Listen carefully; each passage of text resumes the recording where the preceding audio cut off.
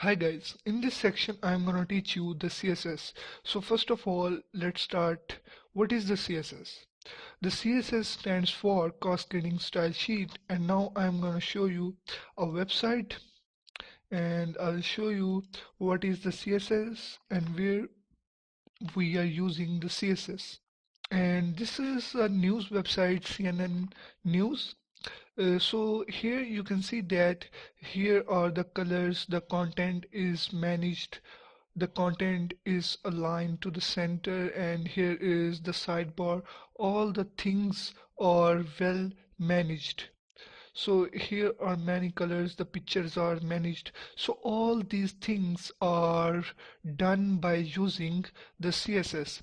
The main function of the CSS is to give the colors to the page, and it is also used to manage the content of the page, and the CSS is used to make the page more attractive. The CSS make the page more beautiful and awesome. So let's start how to apply the CSS. There are three ways to apply the CSS. First is external style sheet, the second is internal, the third is inline style sheet.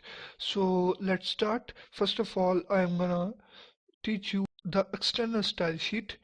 Create a new file and save it with the extension of .css. Here I'm gonna save the CSS file. I'm gonna give it name style.css and save it. So this is a external style sheet.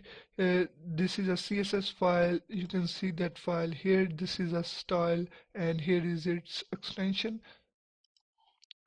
And if you write any CSS code in this file, so all the styles are apply on that web pages which have the link with this file. So now I'm gonna create the link with this file. So how to create it? Go into the header, go into the head tag, and then write the link, and then relate is style sheet. We are going to include the style sheet, and here is the type, and here we need to write the text CSS, and then we need to write the hyperreference. Here I'm going to write the file name and its extension. If the file and the HTML file, if the CSS file and the HTML file are in the same folder, so here are the CSS and HTML file. So now this external style sheet is now linked with this HTML page. So now whenever we write any CSS in this style sheet, so it affect the layout in this HTML page.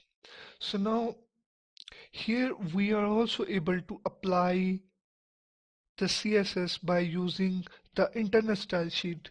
So what we need to do, at the end of the header tag we need to write the style tag, and here is its closing tag. So now this is an internal style sheet, and in between this we are able to write the CSS code. This is the second method. The internal style sheet is used to apply the CSS only on one HTML page. Whenever we write the CSS code in this internal style sheet, that code will only be applied on this HTML page. But the external style sheet is used to apply the style on more than one pages. If you change some CSS properties in the external style sheet, then it will affect all the layout of the website. But the internal style sheet properties only affect the single page. And now the third one is the inline style sheet. Here The inline style sheet is used to give the style to a single element like paragraph, heading, div, or any HTML element. You can apply inline style sheet on any HTML element. Here write the paragraph tag, and here is its closing tag, and then in the starting tag you have to write the style, then equal, then double quotes, and in between these double quotes you are able to write the CSS code, and that properties will only be applied on this paragraph element. So these are the three ways to apply the CSS, and I am going to use the internal style sheet. And now here I want to tell you another thing, that is selector. What is the CSS selector? Here whenever we want to apply the style on any HTML element like paragraph, so here we have to write the selector in the style sheets. Here what we need to do, we need to write the selector. Here I'm going to show you the example, and then we have to write the parentheses, and then in between this we have to write the CSS properties. So this is the way. Here we write the selector, and then the CSS properties are styles. So the selector concept is just exist in the internal style sheet and in the external style sheet, because it is used to identify the element on which we want to apply the style. Here if I want to apply the style on the paragraph, then we have to write the P. So P selector, paragraph selector, apply the style on all the paragraphs in the body. If we want to apply the style on the div, so we need to write the div. It will apply style on all the divs in this HTML page. But if we want to apply the style on different elements like paragraph and heading, so how we need to write it? Just write a comma and then write h1. And if we want to apply the style on div, then write another comma and then write the div. So this style will apply on all these elements. So this is the selector. But how to write the selector in the external style sheet? The external style sheet also have the same method like in the internal style sheet.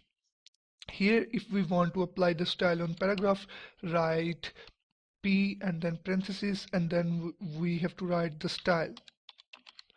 And if we want to apply on more than one elements, then write h1 like div, like any other HTML element. So writing the method of writing the selector and applying the style is same in the external and the internal style sheet. But here in the inline style sheet we don't need to write any selector. Why? Because here we have already applying the style on a single element here like paragraph. So here we don't need to write the selector because we don't need to select any element. Here we write the selector because we have to select the element in the HTML page. And now the next thing is the CSS syntax. How to write the CSS syntax? Here in the selector we have to write the CSS syntax, CSS properties, or style. We can also say the CSS style. So first of all write the property name, then we have to write the column, and then we have to write the property value. Here is the value, and then we have to write the semicolon. So this semicolon end the instruction. You have already know that every programming language have the semicolon to end the instruction, and then we are able to write another property and their value and the semicolon. So this is a way of writing the CSS syntax. And in the external style sheet the same method of CSS syntax exists. Here, first of all, we have to write the property name, then the colon, then value, and then the semicolon. And then we are able to write the next value, then next property. So you can write the CSS properties as many as you want. So I hope you understand my lecture. If you have any problem, so kindly add the discussion on Udemy. I will help you as much as I can. Thank you for watching this video. In my next video, I'm going to discuss how to add the background color and background images, and how to set the background, how to apply different styles on the background. See you in the next lecture. Hi guys, in this lecture I'm going to teach you how to apply the different background on the HTML page. Here you see that this is just a white background. So now I'm going to give the different colors to this background, and then I give the image background to this white screen. So now let's start. First of all, here I'm going to give the background to the body. Here what we need to do, we need to write the style, that is the internal style sheet. Here is the style, and in between these tags we need to write the body selector. I'm gonna apply the style on full body. I'm gonna apply the background color, and then we need to write the colon, and then we are able to write any name of the color. Here I'm gonna write red, and so now here it's become red. And here we are also able to write the hexadecimal color code. Here write the hash, and then we have I'm gonna write this code, and this code is for maybe for yellow or red, so it is for red, and I'm gonna add an F. So now it is for yellow. Here you can see that this is a hexadecimal code, and you can also write the color value in the RGB values.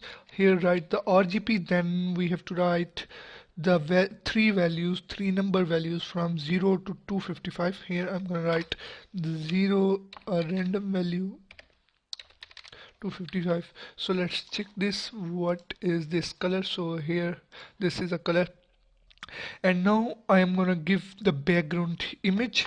So now here I'm gonna remove this, and here write the background image property, then colon, and now here I'm gonna write URL, and then the parentheses, and then in between these parentheses we have to write the address, name, and extension of the image.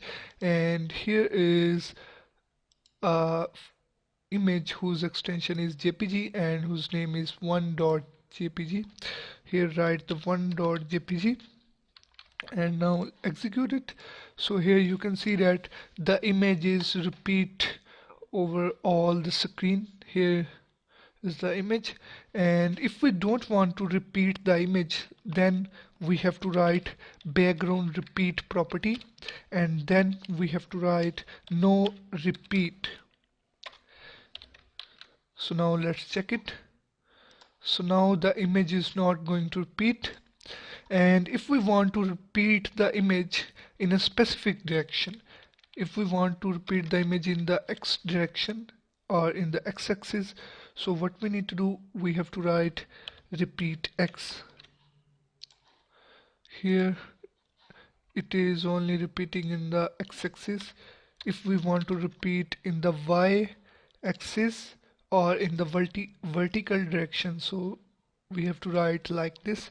And if we want to repeat in both directions, then we have to write repeat only. Here it is repeating the image in both directions, X-axis and Y-axis.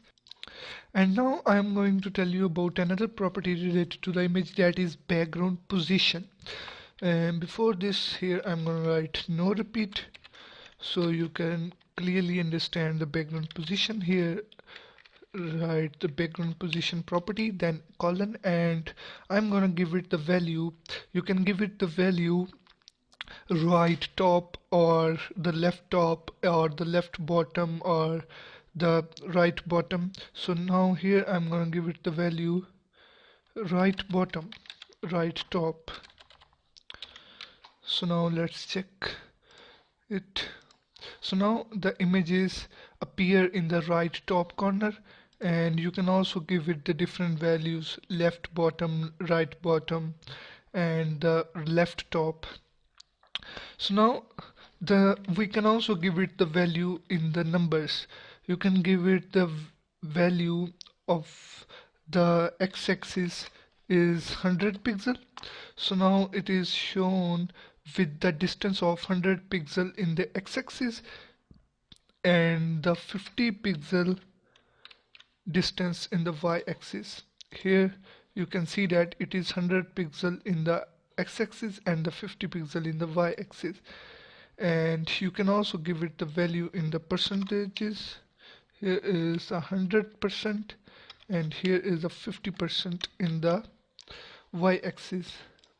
Now let's check it, and here you can see that this is the value and it have many changed effect. And the next thing is the background size. So what is the background size? You can fix the size of the image in the background. So now here I'm gonna edit this and give it the size, and you can give it the predefined values. First is cover, so it cover all the screen. So here you can see that it cover all the screen, and you can also give it contain. So here you can see that the contain have created just a little picture in the page. So now I'm gonna zoom in. Here is the picture. Here you can see that this is a picture. The contain value is just used when you want to show the picture. The picture is just fit inside the canvas. So you can also write the 100% width, and the height is automatically adjusted. So now the picture is spread on all over the screen. You can also give the height is also 100%. So here you can see that here is the picture, and you can also give the pixel values in the pixel: 100 pixel height and 100 pixel width. First is width, second is height, and here is the image. And the next thing is the background attachment. So now what is the background attachment? For this I am gonna create some paragraphs in the body. Here I'm gonna create a paragraph. Here is the paragraph tag. Now I'm gonna copy the paragraph from the Wikipedia,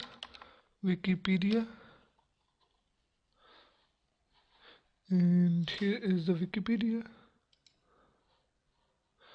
and here I'm gonna copy this paragraph, copy and paste it here.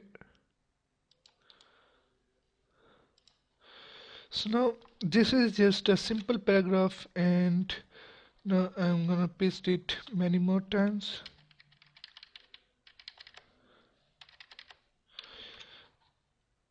Now let's execute it, and we have to paste it many and more times. So now this is the way. So now here you can see that here I'm gonna remove the background size. This is just for the background attachment property. So now let's watch it. Here is the picture, and when we scroll down the page, so here you can see that the picture is also scroll along with the paragraph, or in other words the picture will be hide when we scroll the page. So if we want to fix the picture on the page, whenever we scroll down the page, the picture will be fixed. And now we have to provide the background attachment property, and here we have to write fixed. And now let's execute it. And here you can see that when we scroll down the page, the picture is fixed on its place. And you can also give it the value scroll. So the picture is scroll along with the content. This is the default value. And here you have seen that the background have so many properties: background color, background image, background repeat, background attachment, and also the background position and size, which I have erased from this editor. But we don't need to write all the values and the properties separately. We have a shorthand property in which we can give all the values. Here what we need to do, we have to write background, and at the first we are able to give the color. Here I'm gonna give the color red, and then we are able to give the image, and here I'm gonna write 2.jpg, and we are able to give the only one value between the color and the image. But here I'm going to show you example, and then we are able to give the position of the image. Here I'm going to give it the right top, and then forward slash, and then we are able to give the size of the image. And I'm going to remove the position, or you can also remove the size from here. And then we have to give the background repeat property value. Here I'm going to give repeat, and then the background attachment, whose value is fixed. And so now let's watch it. Here you can see that the color is apply, but the image is repeat all over the body, and it have the 100% size and the fixed attachment when we scroll down the page. And we can also remove any value from these values. It's still working. Here you can see that. So this is the way we can put all the values in the one property, and you can also give only one value if you want to give only one value. Here we are able to only give the color, so it's not going to create any problem. And I hope you understand my lecture. If you have any problems, so kindly add the discussion on Udemy. I will help you as much as I can. And in my next lecture, I am going to discuss how to give the different style to the text. So see you in the next lecture. Hi guys, in this lecture I'm gonna teach you how to give the different styles to the text. Here I have already copied a paragraph. Here is a paragraph, and I have already write these style tags, and now I'm going to apply the style on this paragraph. Different styles. Write the paragraph selector, and then first of all I'm going to change the color of the paragraph. Here render it in the browser. Here when we load the file, so this text have the black color, and I am going to give it a color of blue. Now let's look at it, and we can also give it the text align. If we give it text align, you can align the text to the left, center, and the right. Here I'm going to give it the right. So now all the text is aligned to the right side. Here you can see that the text is skipped from this side to this side, and you can also align the text to the center, and you can also align the text to the left. So here you can see that the text is moved from this side to this side, and the default value is the left side, so you can check it on your own. And you can also give it the value justify. So what is the justify? Here I'm gonna copy this paragraph and increase the paragraph lines so you can understand it clearly. So now save it and render it. Here you can see that every paragraph line have the equal width. Every paragraph line have the equal width, and this is called the justify effect. So here I'm gonna remove it, then you can understand it clearly. Here let's look at it. So here you can see that all the lines have not the equal width. So when we apply it, so all the lines have the equal width here. And you can also give it another property, that is the text decoration.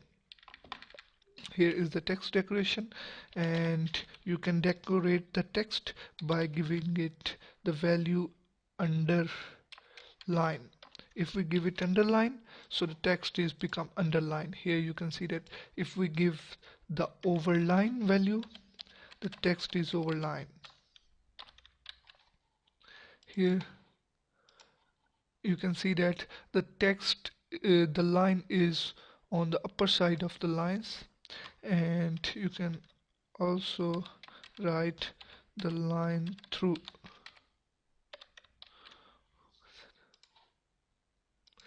And here is the lines over the text, and you can also write the value the none, so there is no style on it. Now let's check it. This is a default value, and you can also apply another property, that is the text transform. Here is the text transform, and you can give it the value uppercase, so all the letters are converted into the uppercase. Here you can see that all the letters are become uppercase, and if we give it lowercase, so all the letters is become lowercase. And we can also give it the value capitalize. So capitalize make the first letter of every word capital. Here you can see that first letter capital. And you can also give it the value text indent, so the space is added on the first line. Here I'm going to give it 50 pixel. Here you can see that there is no space in the first line, but here the space is created, that is text indent. And you can also apply the property line height, so the line heights are increased. Here I'm going to give it 30 pixel. Then here you can see that the line heights are not much. Here the distance is created in the lines, and you can also give the letter spacing, so the spaces are created between the letters. Here is the 10 pixel. So here you can see that the spaces are created in between the letters. You can also give the word spacing.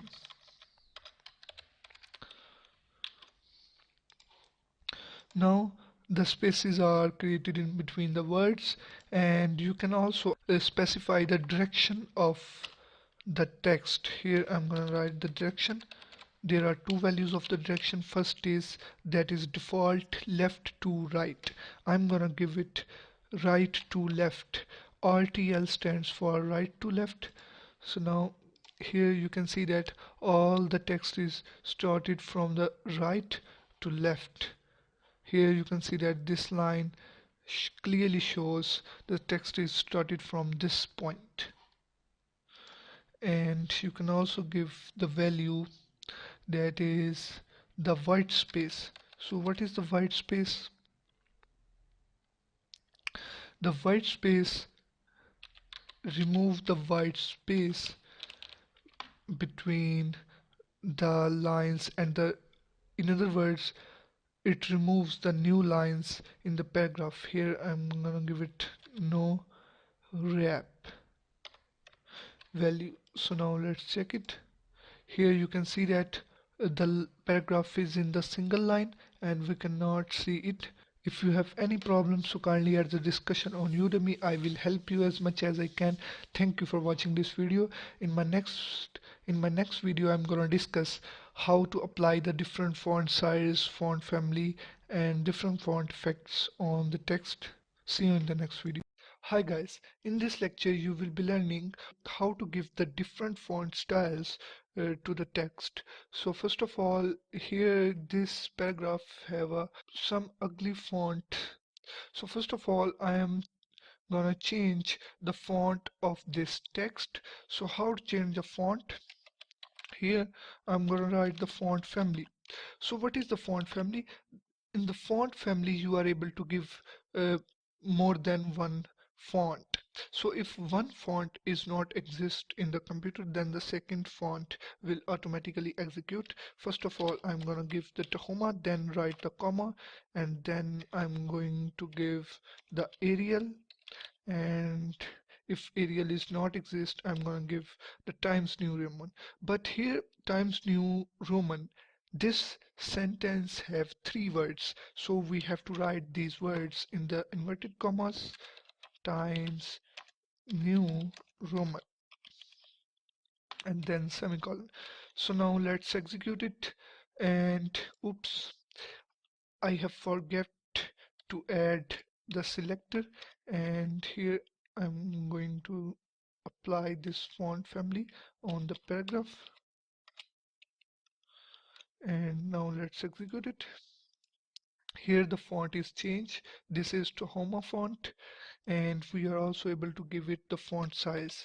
Here is the font size is, I'm gonna give it 5 pixel or 20 pixel.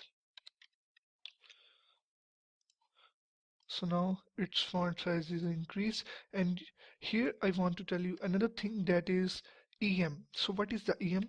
1 EM is equal to 16 pixel, and you can also give the font size in the EM. You can give the 2 EM, that is 32 pixel, 3 EM, 4 EM. So now the next thing is the font style. Font style is italic, oblique, normal. So I'm gonna give it italic. Now let's execute it. Here it's become metallic, and you can also give it oblique.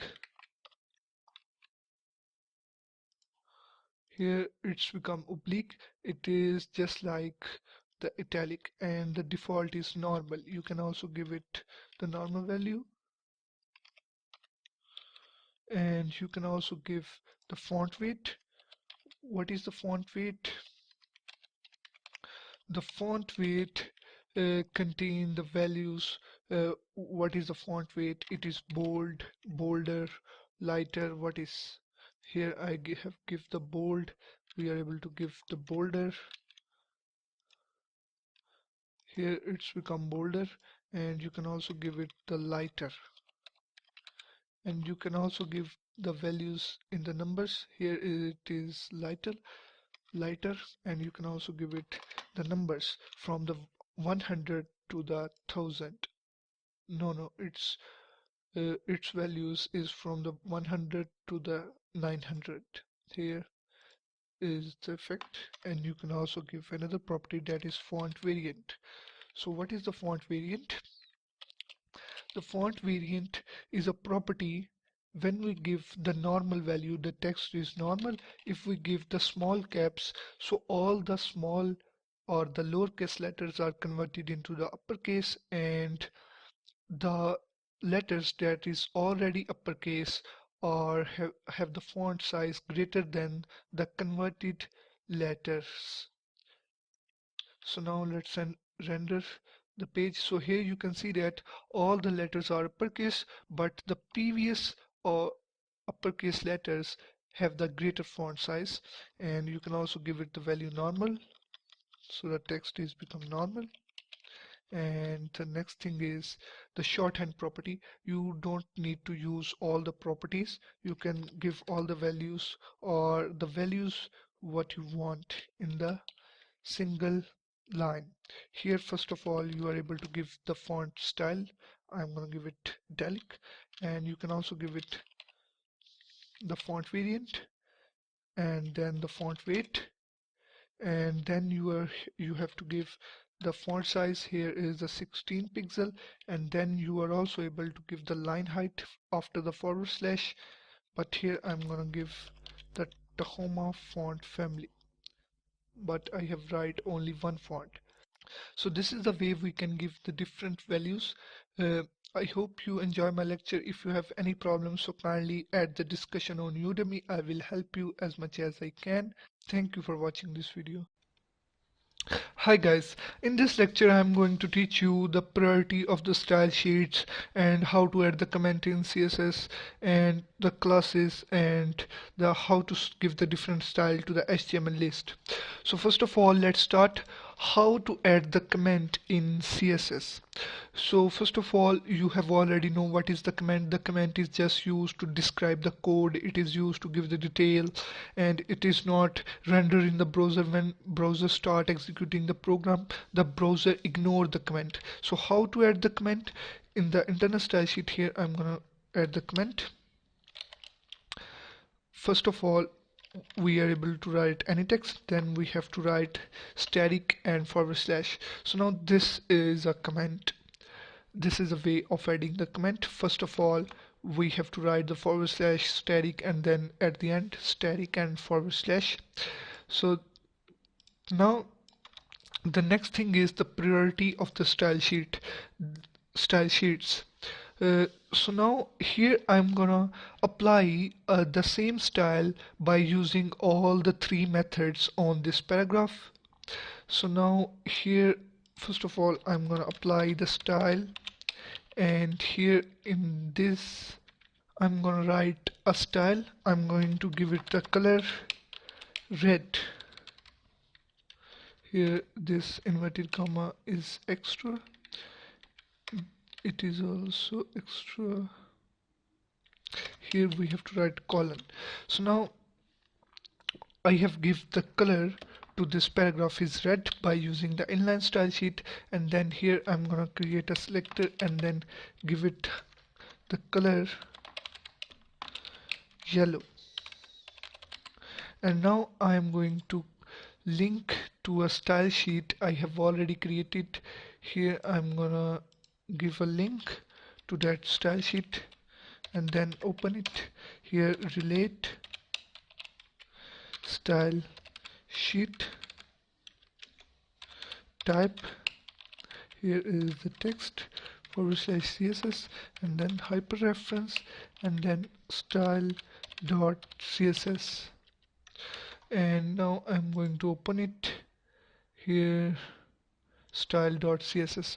so now here I'm also gonna apply the same style on the paragraph, the color, and here I'm going to give the color is purple.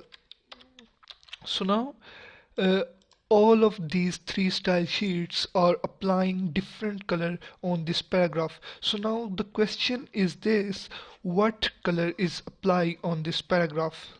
Here let's execute it. Here you can see that red color is applied. The red color is from the inline style sheet. So the first, when we apply the same style by using all three style sheets, the first priority is of the inline style sheet. The inline style sheet have the greater priority as compared to the internal and the external style sheet. So at the first this inline style sheet execute, then the internal style sheet execute, and then the external style sheet execute. So this will happen when all three style sheets have the same properties. But if the style sheets have the different properties, so this priority cannot be applied. This priority is apply only on those properties that are same in all these three style sheets. Here I'm gonna apply the font family. Here is the Tahoma. So now this font family property exists only in this style sheet. So now let's execute it, and you will see that the font is changed because this property is not present on all these three style sheets. And here I'm gonna apply the background and yellow background. So now this property also apply on the paragraph. Here is the background is because this property is not present on all these three style sheets, so the priority is not applied. So here I want to tell you another thing. Here I'm going to remove this font family and remove this background color. And now I will show you another thing, that is, if we edit if we cut this link to the external style sheet and paste it under the internal style sheet. So here I'm gonna remove the internal inline style sheet. So now what will happen, the second priority is of the internal style sheet, but now here the external style sheet style is apply on this paragraph. The color is become purple. Why? Because the internal style sheet have the second priority and the external style sheet have the third priority. Beside this, the external style sheet is below the internal style sheet, and it execute after the internal style sheet. So we have to paste the link of the external style sheet always above the internal style sheet, so the priority is correct.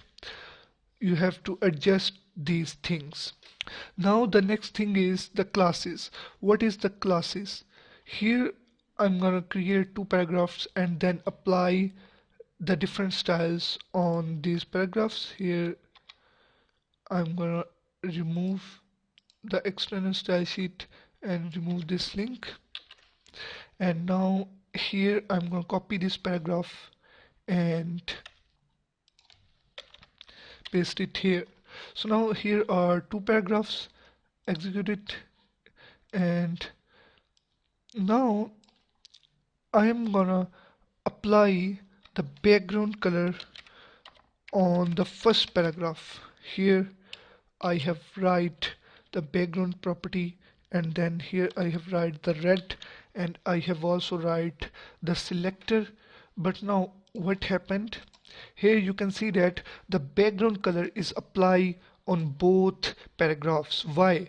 Because this paragraph selector select all paragraphs in the HTML page.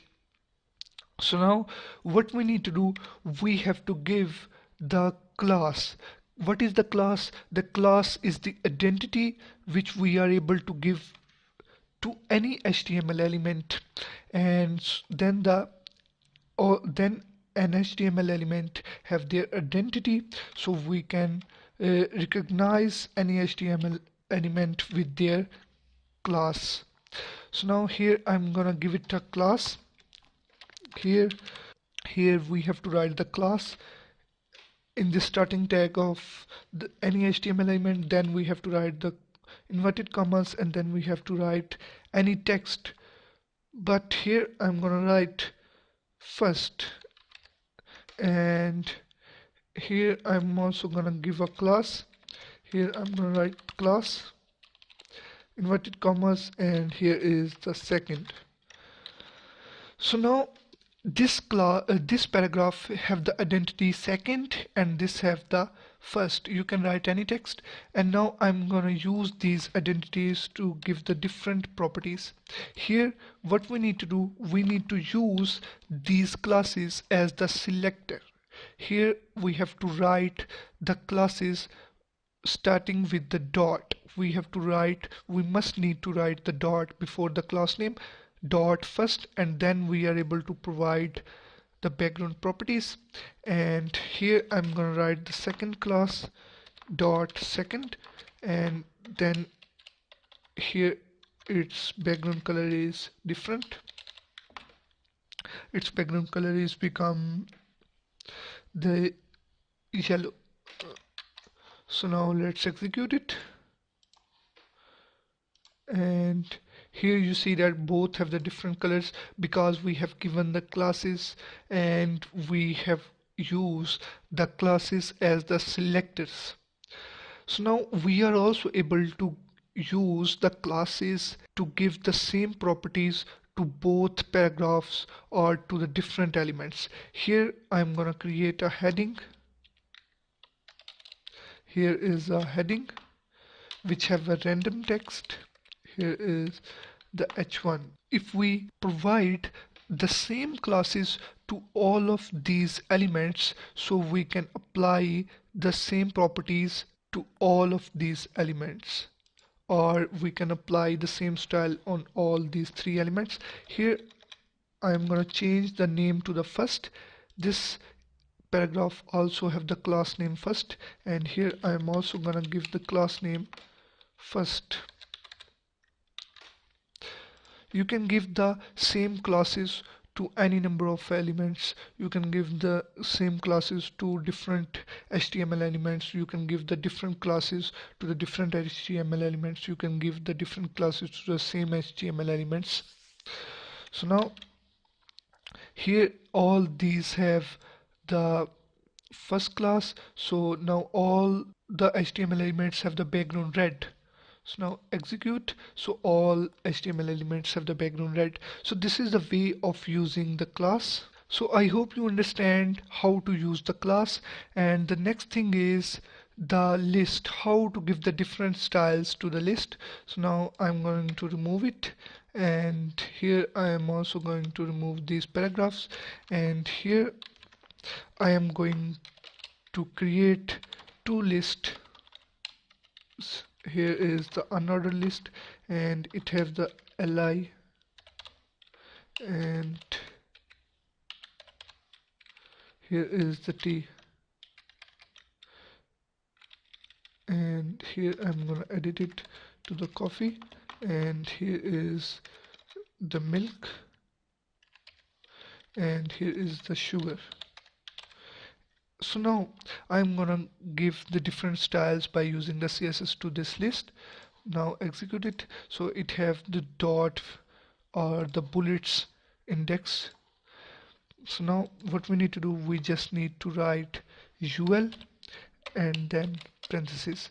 In these parentheses we are able to write list style type. The list style type is the bullets or the index. Here we can change these bullets to the square. So the square are created. Here are the squares. You can see that squares. Now here I'm going to give the disk. So the disks are present. Here execute it. So here are the disks, and you can also give it the value circle. So the circle will be present. Here are the circles, and you can also give it the value none. So there is no bullets or square or anything.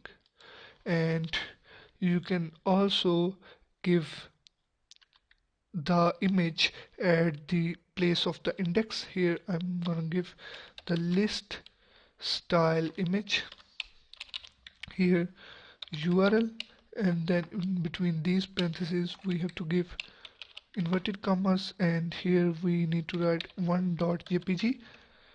Might be this picture will load. Here this picture is too large, so here is the T have this image as an index, and here is another picture.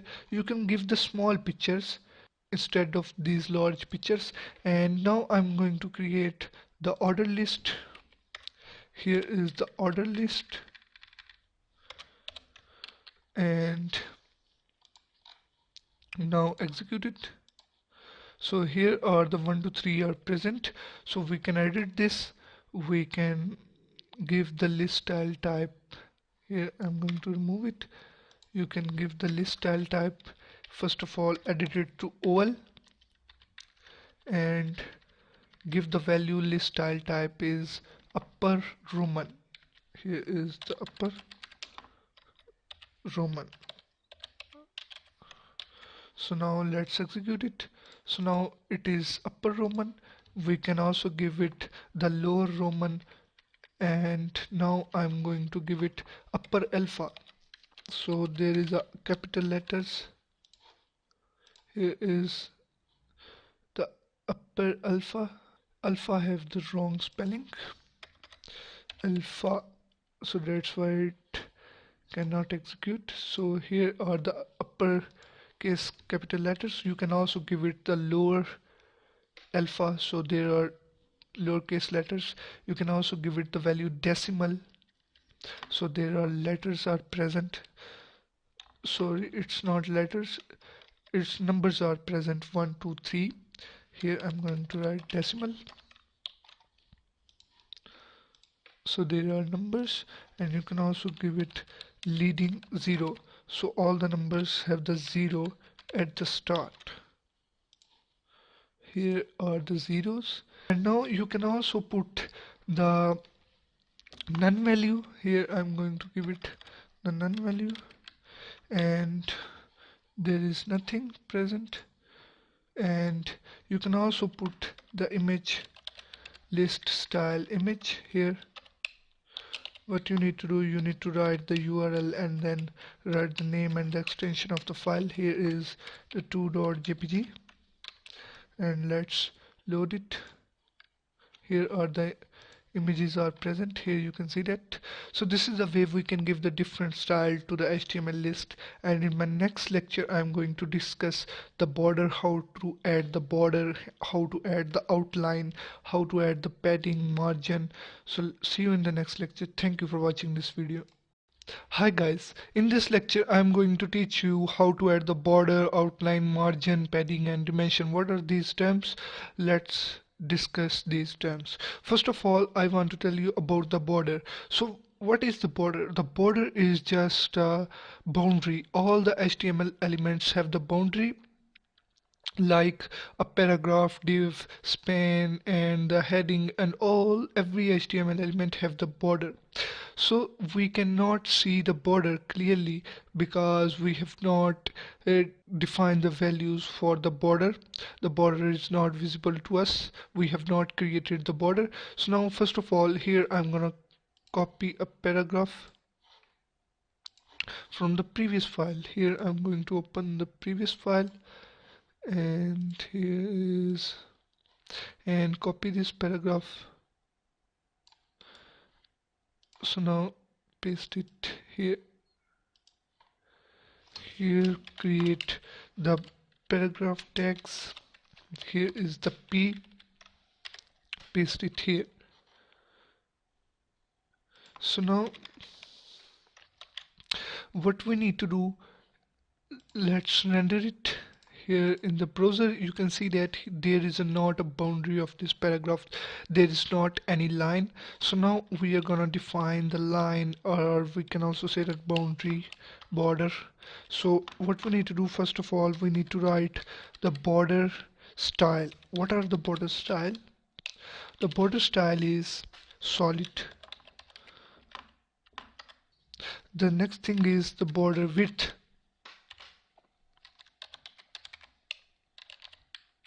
The border width, I'm gonna give it 3 pixel, and then the border color. What is the color of the border? So here I'm gonna give the red color. So first of all, this is the width of the line, 3 pixel, and the style is just like a solid. I have given the value solid. Solid is just create a straight line. So let's execute it. So here you see that this is a solid style. It is just straight line, and you can also give the different values to it, and the width and the color will not work without the style, and you can also give the different values. Here I'm gonna give the dashed, so now it's become dashed.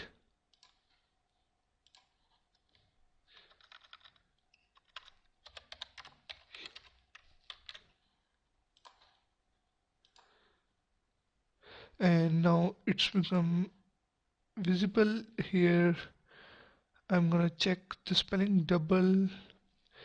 Here we have to write double. So now let's execute it. So here are the border is become double, and you can also able to provide dotted. So now lines is become dotted, and here is the groove. So it have another effect, and you can also apply ridge, thin, thick, medium, and you can also give the colors in the RGB values code. And now I'm gonna show you a shorthand property. Here what we need to do, we are able to put all these properties in the single property. First of all, we need to put the width, then the style. Here I have put the solid, and then the color. Here I am gonna put yellow, and now execute it. So now it's become yellow. Here you can see that this is yellow. And now the next thing is the outline. So what is the outline? Here I'm gonna make it in the comment. So what is the outline? The outline is outside the border. The outline is just like a line outside of the border. We can also call it, it is the border outside the border. It is a boundary outside the boundary. So what we need to do, we just need to change the border with the outline. Outline also have the style, and it have the same values as the border. It also have the width. We have to give the width in the pixels, and it also have the color just like the border, and it also have the shorthand property like this. So now first of all I am going to execute these upper lines. So here you can see that, so this is the outline. First of all, here I'm going to place a border.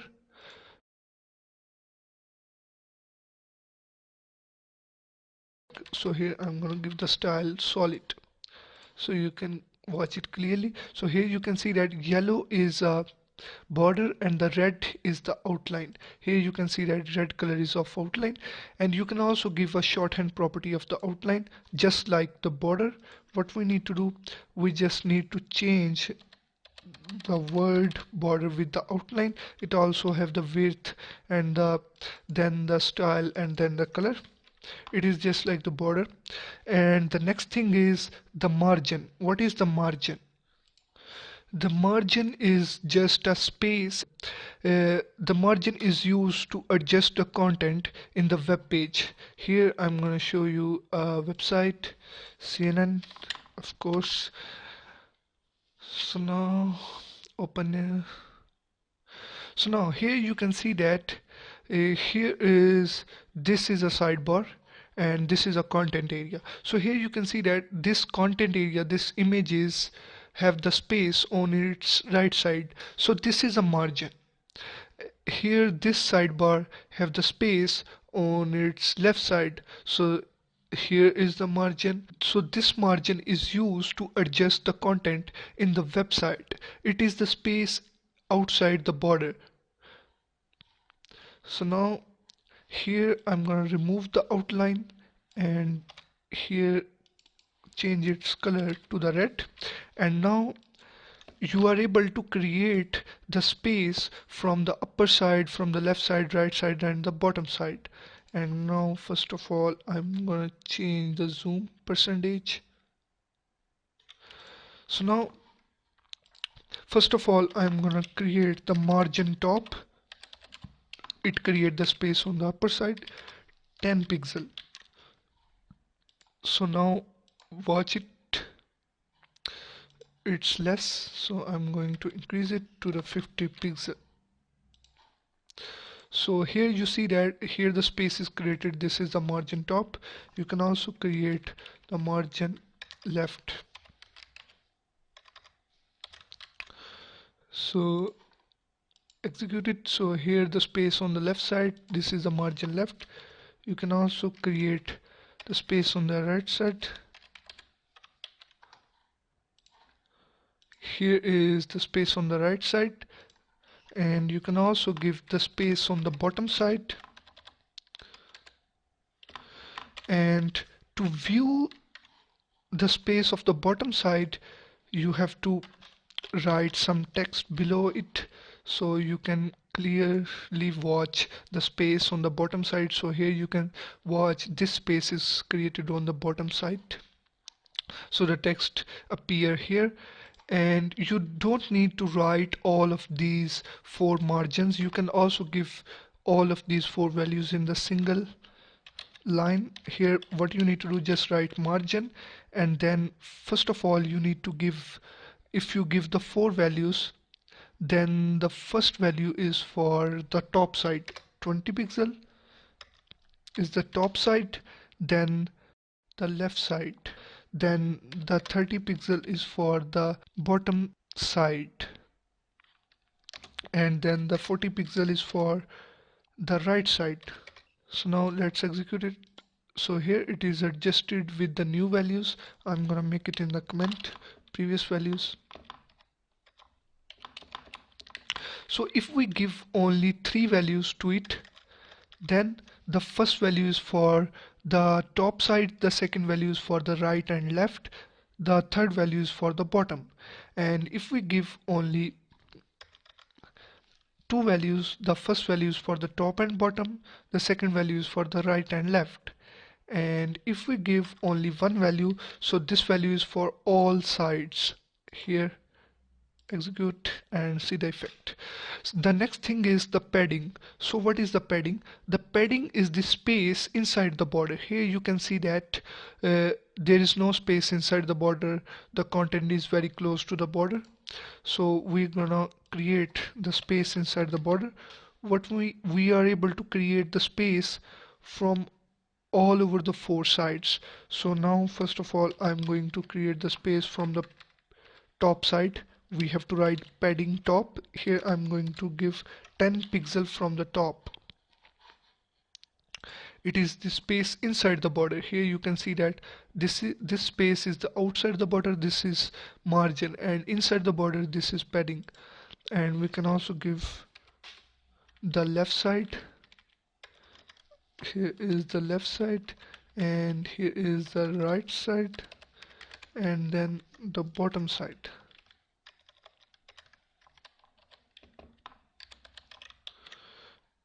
Here let's watch it. Here the space are created from all over the four sides. All of these paddings in one line by using the padding property. And then if we give the four values, first is for the top side, second is for the left side, the third is for the bottom side, and the fourth is for the right side. And now let's look at it. So here the space is increased, and if we give only three values, so the first value is for the top, second value is for the right and left, and the third value is for the bottom. And if we give two values, first is for the top and the bottom, the second value is for the right and left. And if we give only one value, then it gives this value to all the four sides. So this is the padding. And the next thing is the CSS dimensions.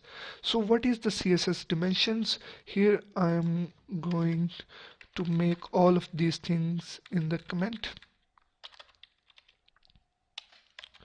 Here let's execute it. Here is the paragraph, but here you can see that this paragraph have not the specific height and width. You can also able to give it the height and width. Here I'm going to give it the height and width, 200 pixel height, and the width is 300 pixel. Execute it. So here this is the paragraph. Here border defines its height and the width.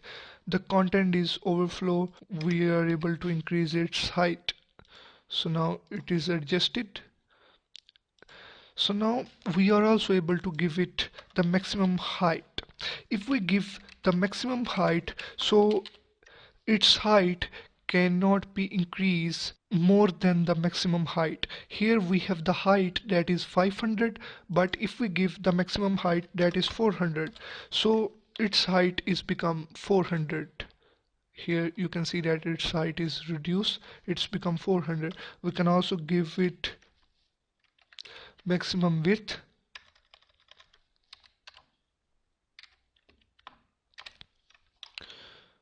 So now its height, its maximum width is 400, but if we reduce it to 200 pixel and we have give it width 300 pixel, so now its width is reduced because its maximum width is defined. And we can also give the minimum height and the maximum height.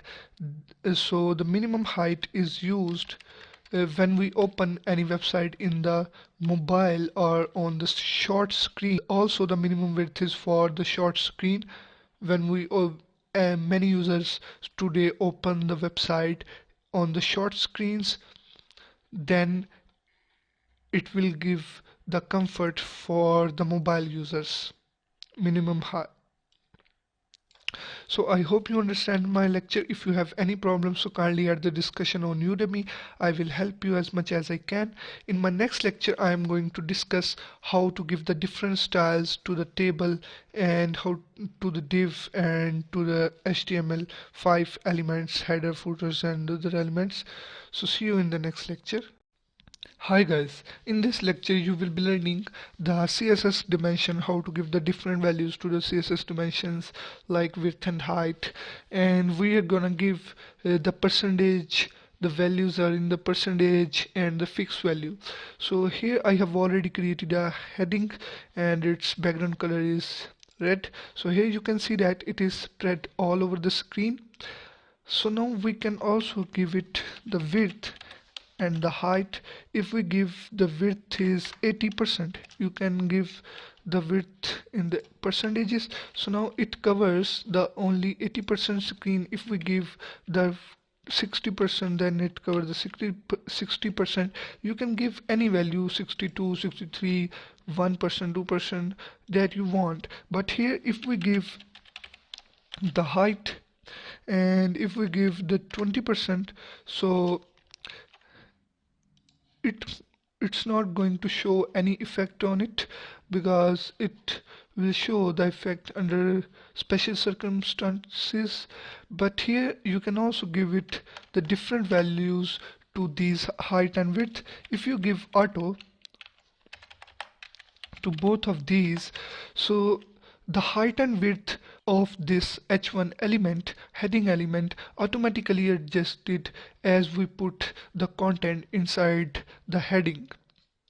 Or in other words, you can also say that when we give the height and width auto, so the height or width will be automatically adjusted according to the content of that element.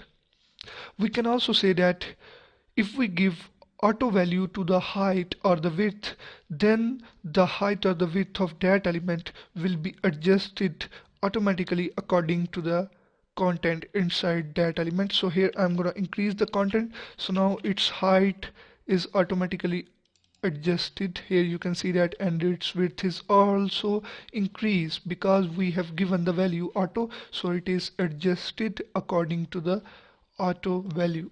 So this is the way we can use the fixed values.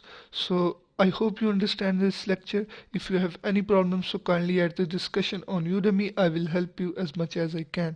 Thank you for watching this video. Hi guys, in this lecture I am going to teach you this value of a margin, that is the special value of the margin, that is 0 pixel auto, and how it works. So now here I have already created a div, and here is the text inside the div, and now I'm going to give it the border. Here is the border is 1 pixel solid, and then here is the red color. Now let's execute it. So here is the border is apply, and now I'm gonna give it width. Here is the width is 100 pixel white, and height is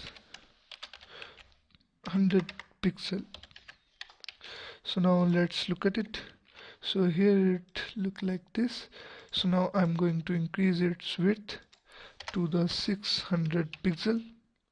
So now let's here you can see that this div is in the left corner, but if you want to align or you want to set the position of the div at the center of the page in the x-axis, or you can also say that you want to align the div at the center in the horizontal direction, so you have to write margin then 0 pixel then auto, and it will be set this div in the center in the x-axis, and you can also give it the background color and many other properties. Then you can watch it clearly. Here is the yellow.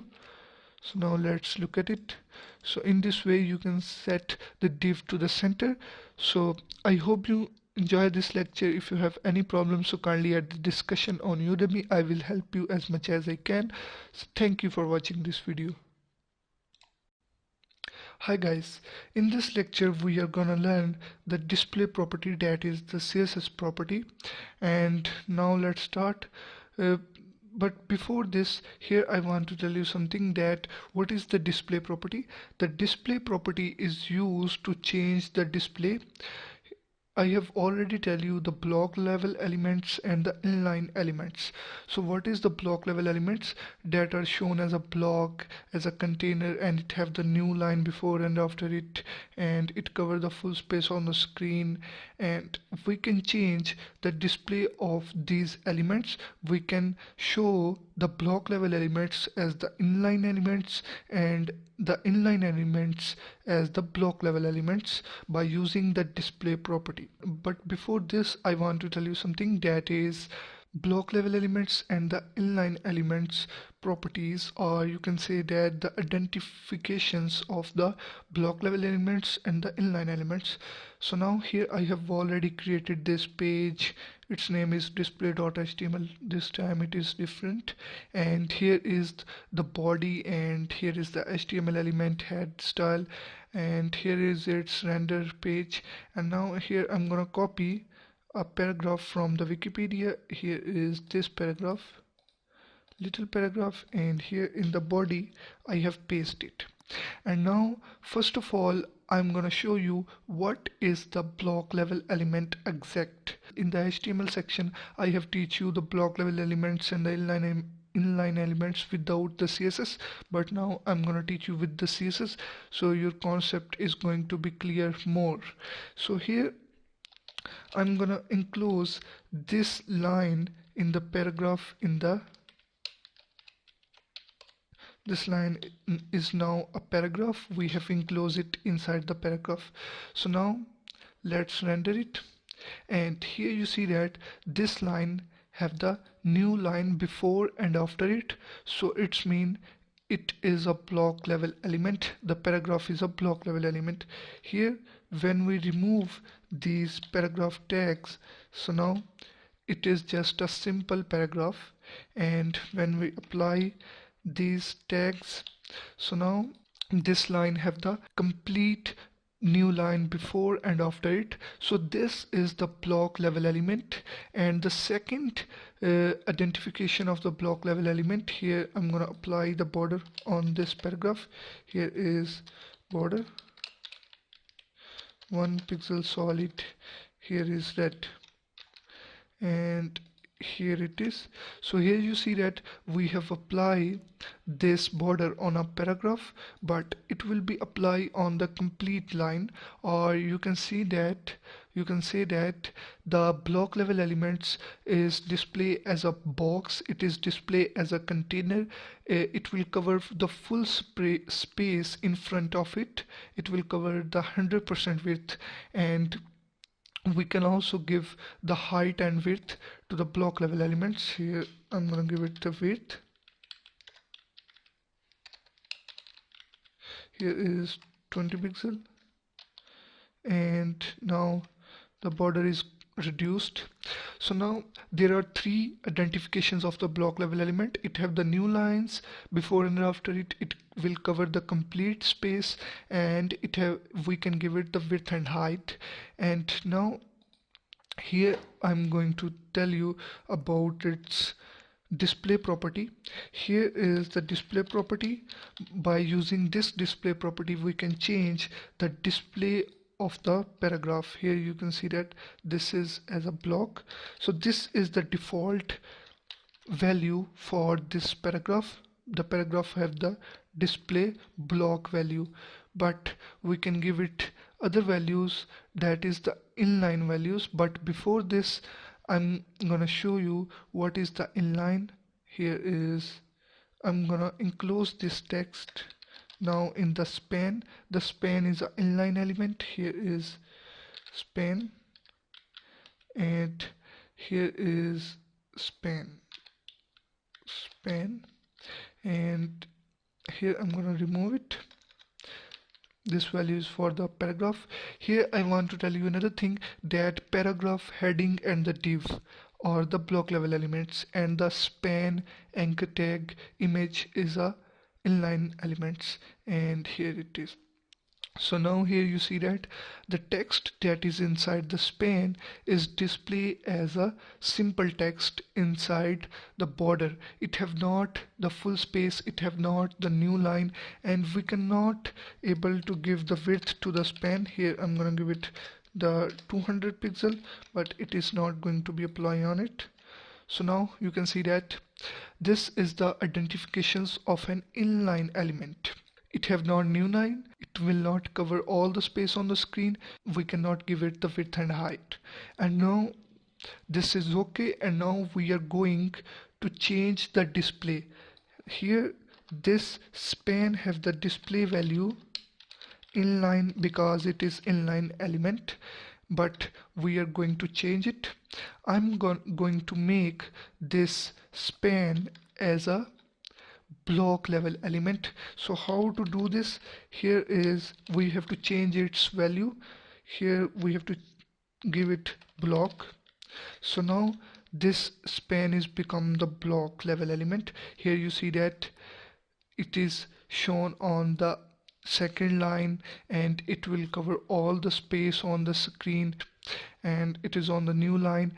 And now we are also able to give it the width. Here is the width is 200 pixel. Here it is. So now this is called the display property. This is the method to change the display of any element. And now you can apply all the block level element properties on this span. The block level elements have the property, we can give it the width, you have the new lines before and after it, but here the new lines are not present before and after this span. And then there is another property for is it will cover all the space on the screen because we have given it the width, so that's why it is not covering all the space, but it can cover.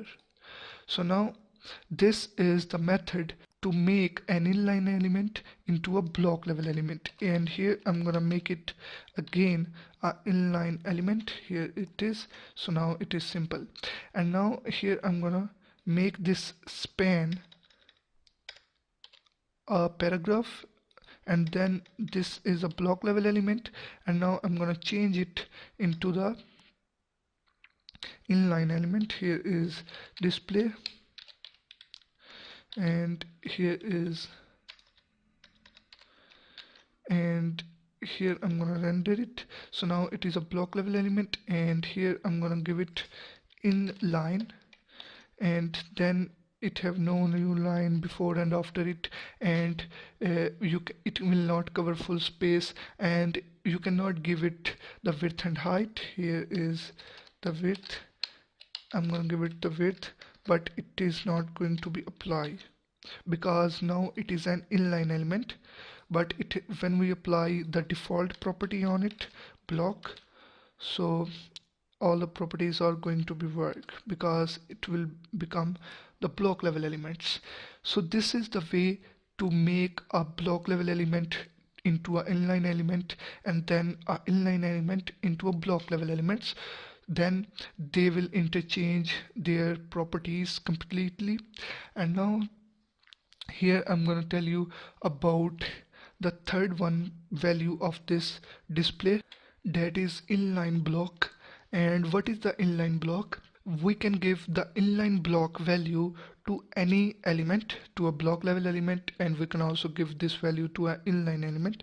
And here is, first of all, I'm going to give this value to the block level element. So now this block level element also have the properties of the inline. Here it is. So now its properties are following. It have no new line before and after it. It have no it will not cover the full space on the screen, but it have one property that is belong to the block level element. That is the we can give it the width and height and it will be applied. Here is no new line, no full covering space, and here we can give it the width and height. This property is from the block level elements and the other properties are from the inline element. And here is, and now you can also apply this inline block property on the span. When we apply this inline block value on the span, so it have the same properties. It will not have the new line before and after it. It will not cover the full space, and you can give it the width and height. So this is the way to make to change the display properties and to change the display. And here I want to tell you another thing, that anchor tag is also inline element, and we cannot give it the width and height. Whenever we want to give it the width and height, we have to apply the inline block or we have to apply the block value on it. So if you have any problems, so kindly add the discussion. I will help you as much as I can. So thank you for watching this video. I will see you in the next video. Hi guys, in this lecture I am going to teach you how to give the different styles to the table, how to give it color, how to give it the width and height, and then I will teach you how to give the different styles to the div and the HTML5 elements. So here I have already created a table. Here is the table heading, table data, and here it's render form. So now I'm going to give it different style. First of all, I'm going to give the style to the whole table, th and the td. What is this? Guess it. It is the border. The table have not the border, so it's look ugly. Solid. And then here is the color is black. So now let's look at it. So now it have the border, but here you can see that this border is double, so we have to provide the border collapse property. Border collapse property, collapse. So now execute it, and here are the lines. And now I'm going to give it the width. Here you can see that it is only in the left corner, but here I'm going to give it 100% width. It's spread on all over the screen. Only to the table, width is 100%. And now let's check it. So here are the 100%, and now I am going to give some style to the table heading. Here I'm going to give it the background color. The background color is I'm going to give it green. So here it's become green, the table heading. And then I'm going to give it the height. Here I'm going to give it 150 pixel.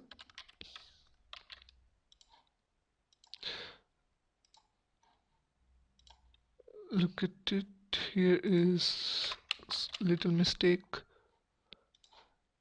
Execute it, and here is table heading have too much height, so I'm going to adjust it to the 100. So now here is its height. So then I'm going to give it text align to the left.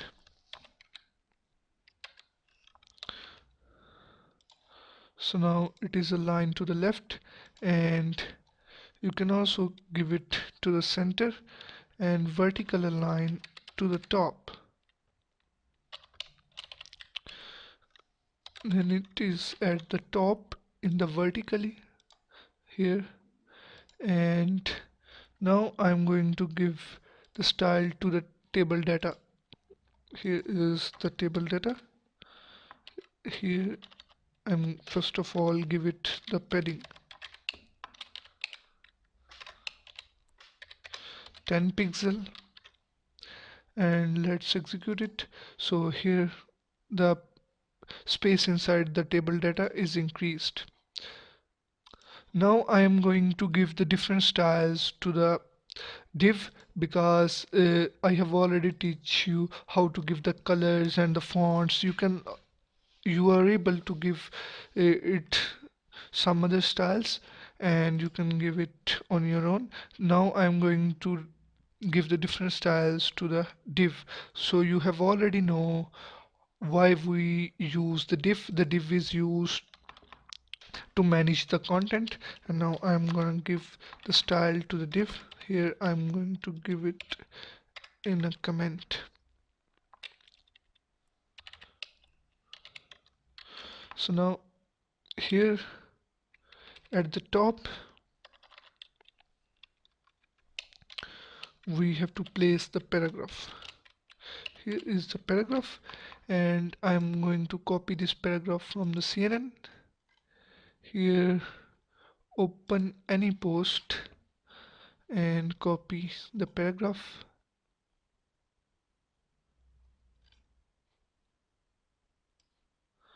Here is this paragraph and paste it here.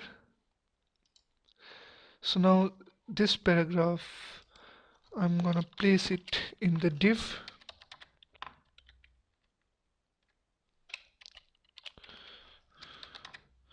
So now I'm gonna add some styles on this paragraph. Here is the paragraph. Here I'm gonna add some styles at the end. Here first of all selector is the div, and here I'm gonna apply the color on the text. Here is the color is become red, and the border is 1 pixel solid, and its color is black. Now div have only two styles. Let's execute it. Here its color is become red, and now I'm going to give it font family. You can also apply the font family and all the styles. Here I'm going to give only one. You can also give it font size. Here the font size is 14 pixel. Let's execute it. Here you can see that, and now I'm gonna give it background color. Background color is green or yellow. Here is the background color, and the next thing is the margin. You can also give it the margin. So the margin is created around the div. Here I'm gonna give it 50 pixel, or you can also give it the 0 pixel auto. So what is the function of the 0 pixel auto? The 0 pixel auto move the div into the center of the page. Here I'm gonna give the width and the height to the div, then you will watch it clearly. Here is a 200 pixel, and height is 300 pixel, height is 500. So now you will watch the effect of margin 0 pixel auto. Here you can see that the margin 0 pixel auto moves the div in the center of the page. Here you can see that. I'm going to reduce the height to the 300 pixel. Here is the div. Here I'm going to check the closing tag of div here, and you can also increase the height of the div, and you can also give it many properties like padding. Here I'm going to give it padding. You can also able to give it outline. You can apply all the CSS properties on the div, and you can apply all these CSS properties on any HTML element. All the CSS properties will work with the div. So now I am gonna apply the style on the HTML5 elements. So let's start. Here I'm gonna make it in the comment.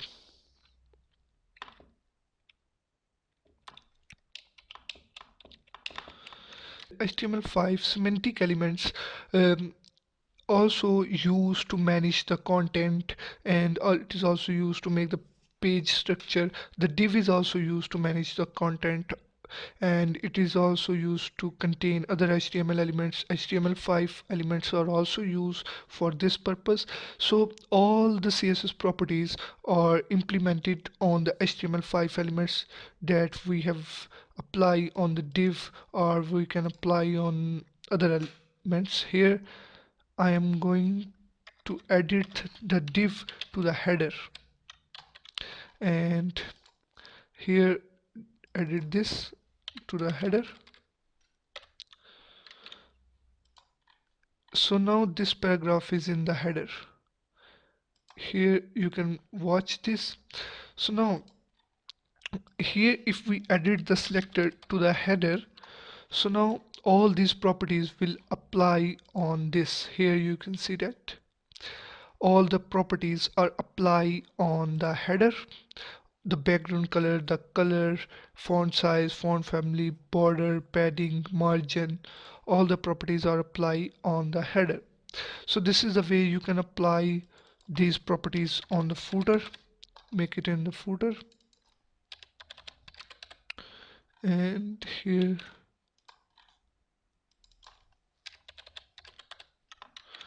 and execute it. So here this is the footer. It also have the color, background properties, and all the properties.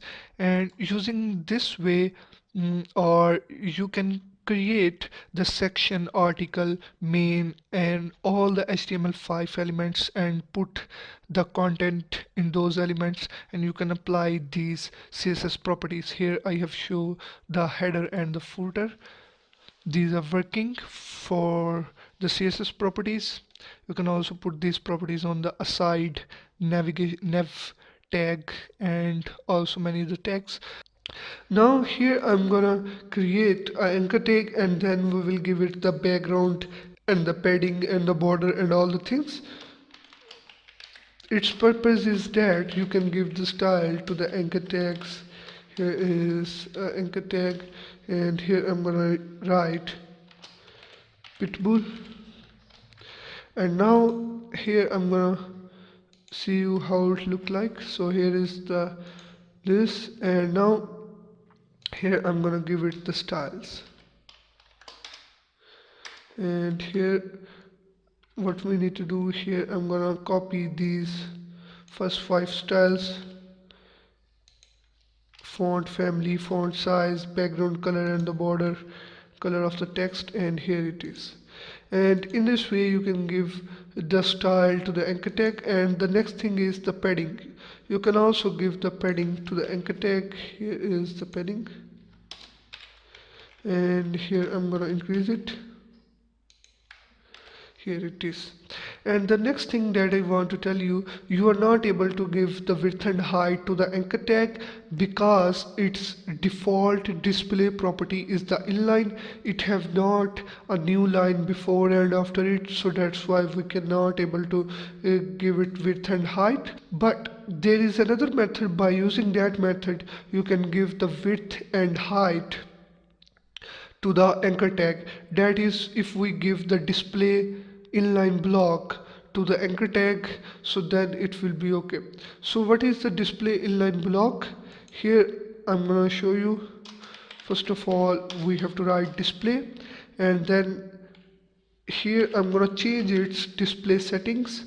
Here is we have to write display block.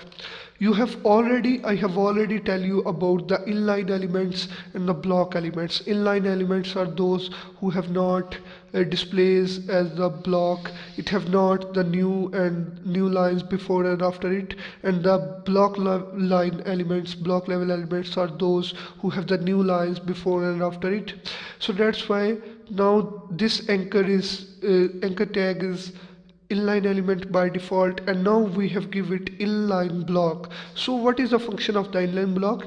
When we give it the inline block, so this anchor tag is shown as the inline block element. Its mean is it is shown as a block. So now we can give it the width and height, but it is still inline. It have not the new lines before and after it. Here you see that it have not any new line before and after it. So it means that it is still inline, or you can say that it is 50% inline, 50% block. And now we can give it width and height. Here I'm gonna give it 300 pixel. So now its width is going to be increased. Here it is. But if we remove this display, so it will not work. Here you see that it will not work. So in this way you can give it the height. Now I'm gonna give the style to the image. Here I'm gonna insert the image. You can give it height, width, and the border. Here is source and 4.jpg. And now here I'm gonna write img selector, and here is width. Here is the width 300 pixel. I'm gonna increase its width, and before this I will show you how it look like. And here is height, and here is the border 1 pixel solid, and here is black. And now first of all I'm gonna cut it, then you can see the image normally. Here is the image, and now when I apply this style, so the image width and height is changed. Here it is, it have the black border. So in this way you can give the style to the image, anchor tag, and all the things. So thank you for watching this video. I will see you in the next video. Please, if you have any problem, add a discussion. I will help you as much as I can. Thank you for watching this video. Hi guys, in this lecture I am going to teach you how to give the ID to the elements. What is the ID? And the second thing is the float, how to float the elements in HTML by using the CSS. So first of all, here I'm gonna create the two divs. Here is the first div, and here is this. Here I'm gonna paste a paragraph from the previous lecture. Copy this and paste it in between this div, and then I am gonna copy this div and create another div. Here is the div. So now here I'm gonna use the ID. So what is the ID? Like the ID is just like the class. Here the class is used to give the different styles to the elements, or the same styles to the elements. So the ID is also used for the same purpose. So now here how to write the ID. Here in the starting tag we can give ID to any HTML element. Here equal and then double quotes, and here, and then we are able to write any name. Here I'm gonna write the first, and now I am gonna give the ID to the second div. Here is the second, and then we are able to use these IDs. How to use the ID? First of all, these IDs are now the identity of the divs. First ID identify the first div, second ID identify the second div. So first of all I'm gonna give the different styles by using the both IDs to these divs. So first of all, in the class we write the dot, in the ID we need to write the hash, write the first, then some, then the parentheses, and then here in between these parentheses we need to write the properties. Here I'm going to write the color red. First div have the color red, and the second div here write the hash, and then parentheses, and here is the color and yellow. So now let's execute it. Here you can see that this is the first div, this is the second div. So the ID has just the same purpose. We can give the same style by using the ID. You can also give it the first, so the same style will apply on the div. ID just used for giving the ID to any HTML element, to give it styles, to give it different styles, same style. And now I want to show you another thing, that is float element. So what is the float element? Let's discuss it. Here I'm gonna create the border of both of these divs. Border 1 pixel solid black, and I'm going to copy this and paste it here, and now let's execute it. So both divs are here, and I'm gonna change the color of the text to blue. Here we need to change the ID to the second, and now execute it. So here this is the second div and this is the first div. So now I'm gonna give it width and height to both. Only width, height is automatically adjusted.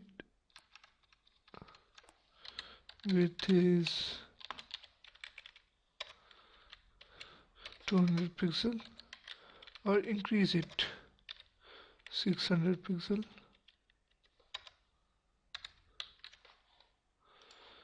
So now here are, this is the first div, this is the second div.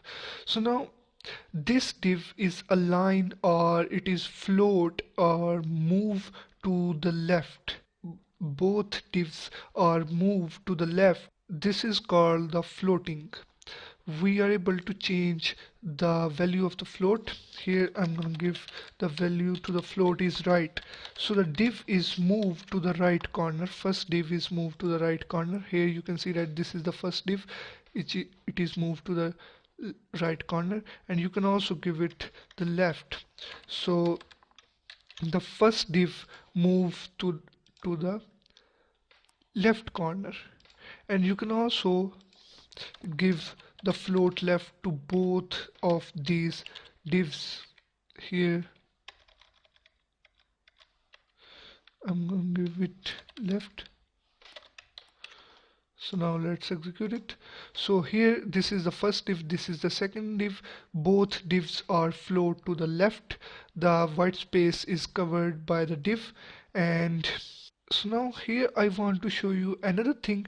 When we give the float to the only one element, so the second here, so the second element automatically float to the left and covers the space of the first element. Here I'm gonna show this effect by giving the background color to this element, second element which have not the float property. Here I'm gonna give it the red color, and I'm gonna give it the float first. Here is the left. So here you see that both elements have the float property, so it have the red background color, it is on this side.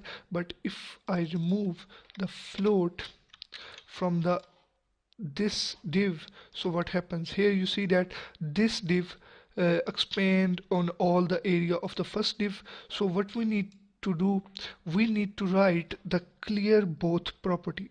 So what is the clear both property? The clear both property is used when the floated elements are mixed up. So the clear both property, so here I'm gonna give it value both. So when we give it the value both, so it cannot allow any div element or any floated element on its left or right side. Here, check it. Here, apply on this div. So now here it's working. We have to apply the clear property on that div, on that HTML element which have not the float property. So now what is happening when we give the clear property, so it cannot allow any floated element on its left or right side, so it is adjusted on its place, and we can also give it the value left. So the second div cannot allow any floated element on its left side, and we can also give it value right, so it cannot allow any floated elements on its right side. So I hope you enjoy this lecture. If you have any problems, kindly add the discussion on Udemy. I will help you as much as I can.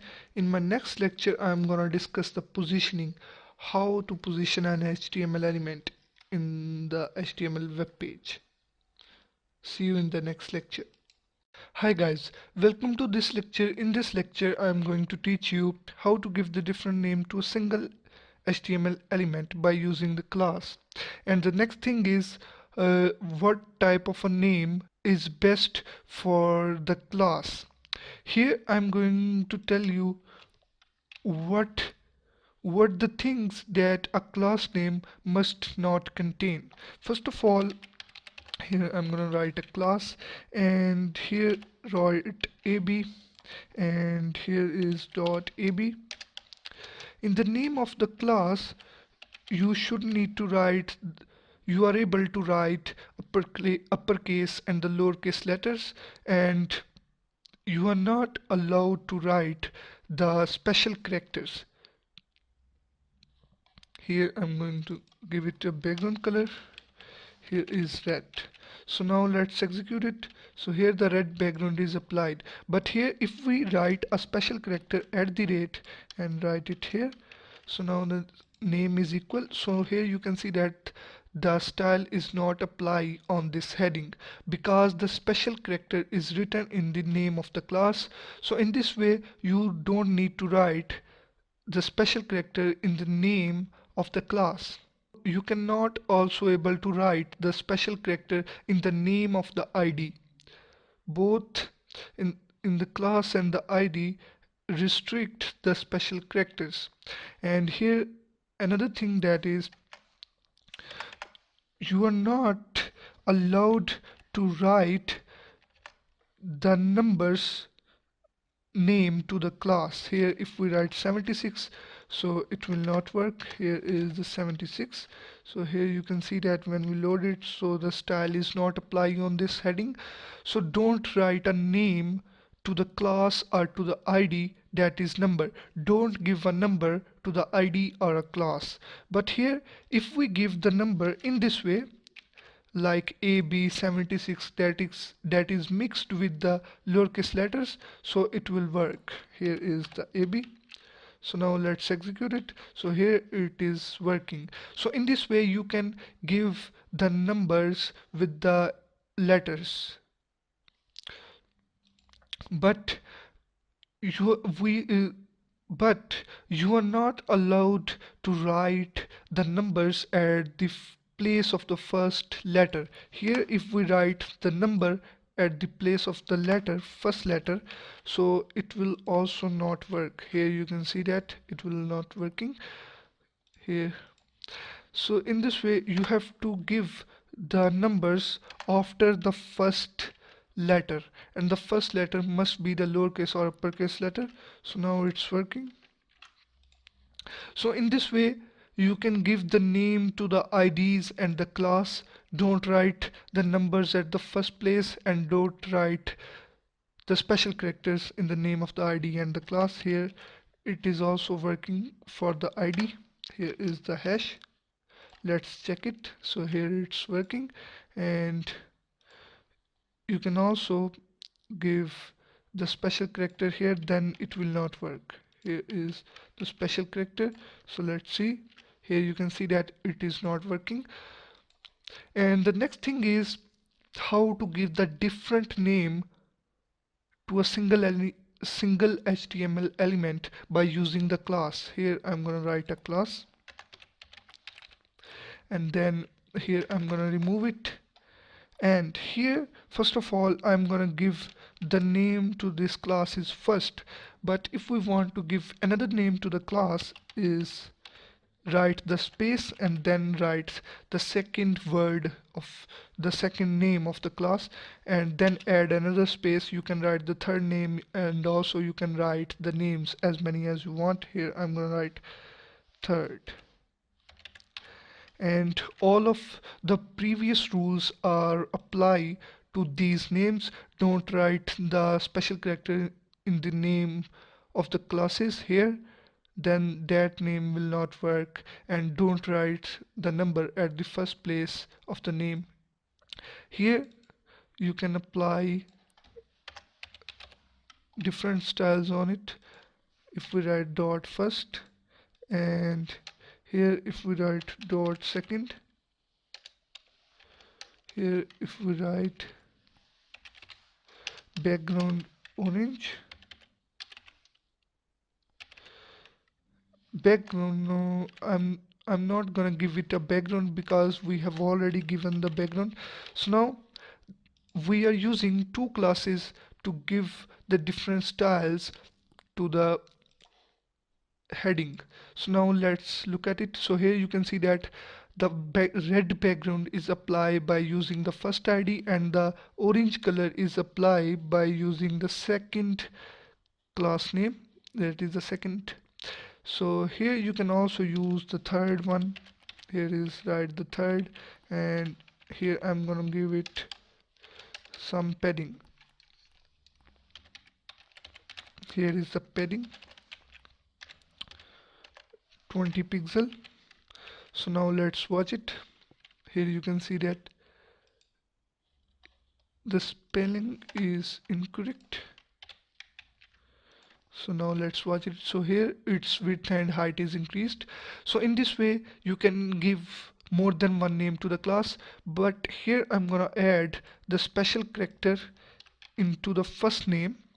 So now the first name will not work, that is the background, but the padding and the color is working. But here if we give the number at the start of the second name, then it will also not work.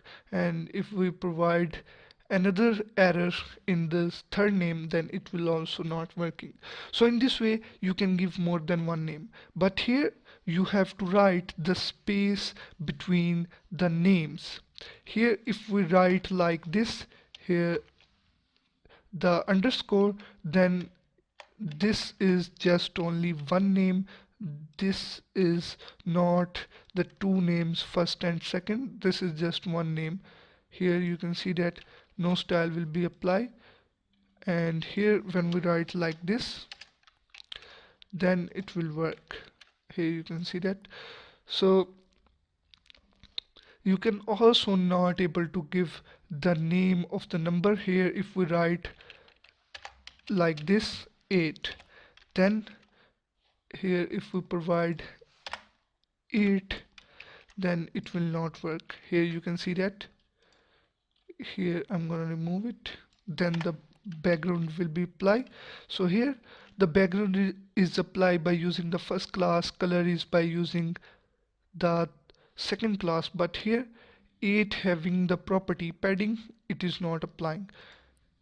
So in this way you can give the different names to the class, but the ID have the only unique identity. You cannot give more than one name to the ID, because class have many names, first class, third class, second class, or you can give any name to a class. you can give any number of names to a class, but the identity is unique. Every person in this world have the unique identity. So in this HTML and CSS, the ID also has the one value. ID cannot contain more than one value. Here if we give ID, so all of these IDs will not work. Here hash, and here is also hash, so all of these are not gonna work. Here you can see that. But here if we write like this, resolving the space, so then we have to write it like this.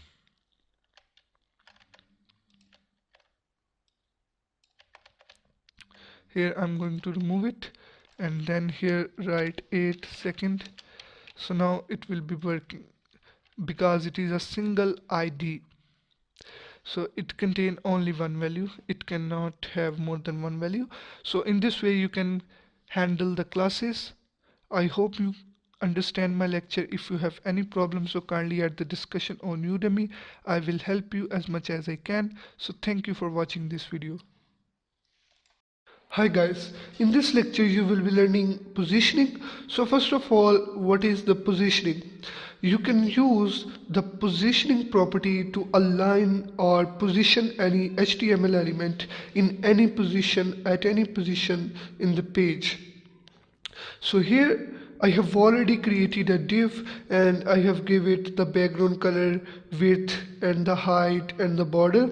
And now here I'm gonna create another div and then I will give it the position property. Then you can understand it clearly. Here it is. This is the second div, and now here I'm gonna give the class to this div.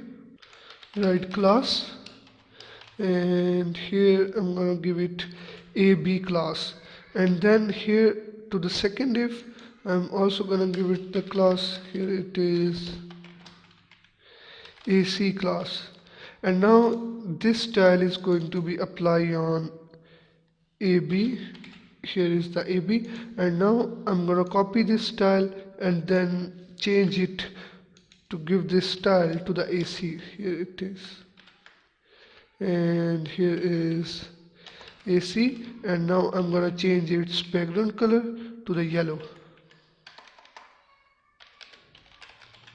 And here I'm gonna give it 200 width.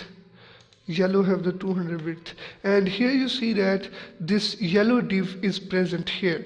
But when we give the position property and then it have 4 values, so we can align it at any place, we can change its position.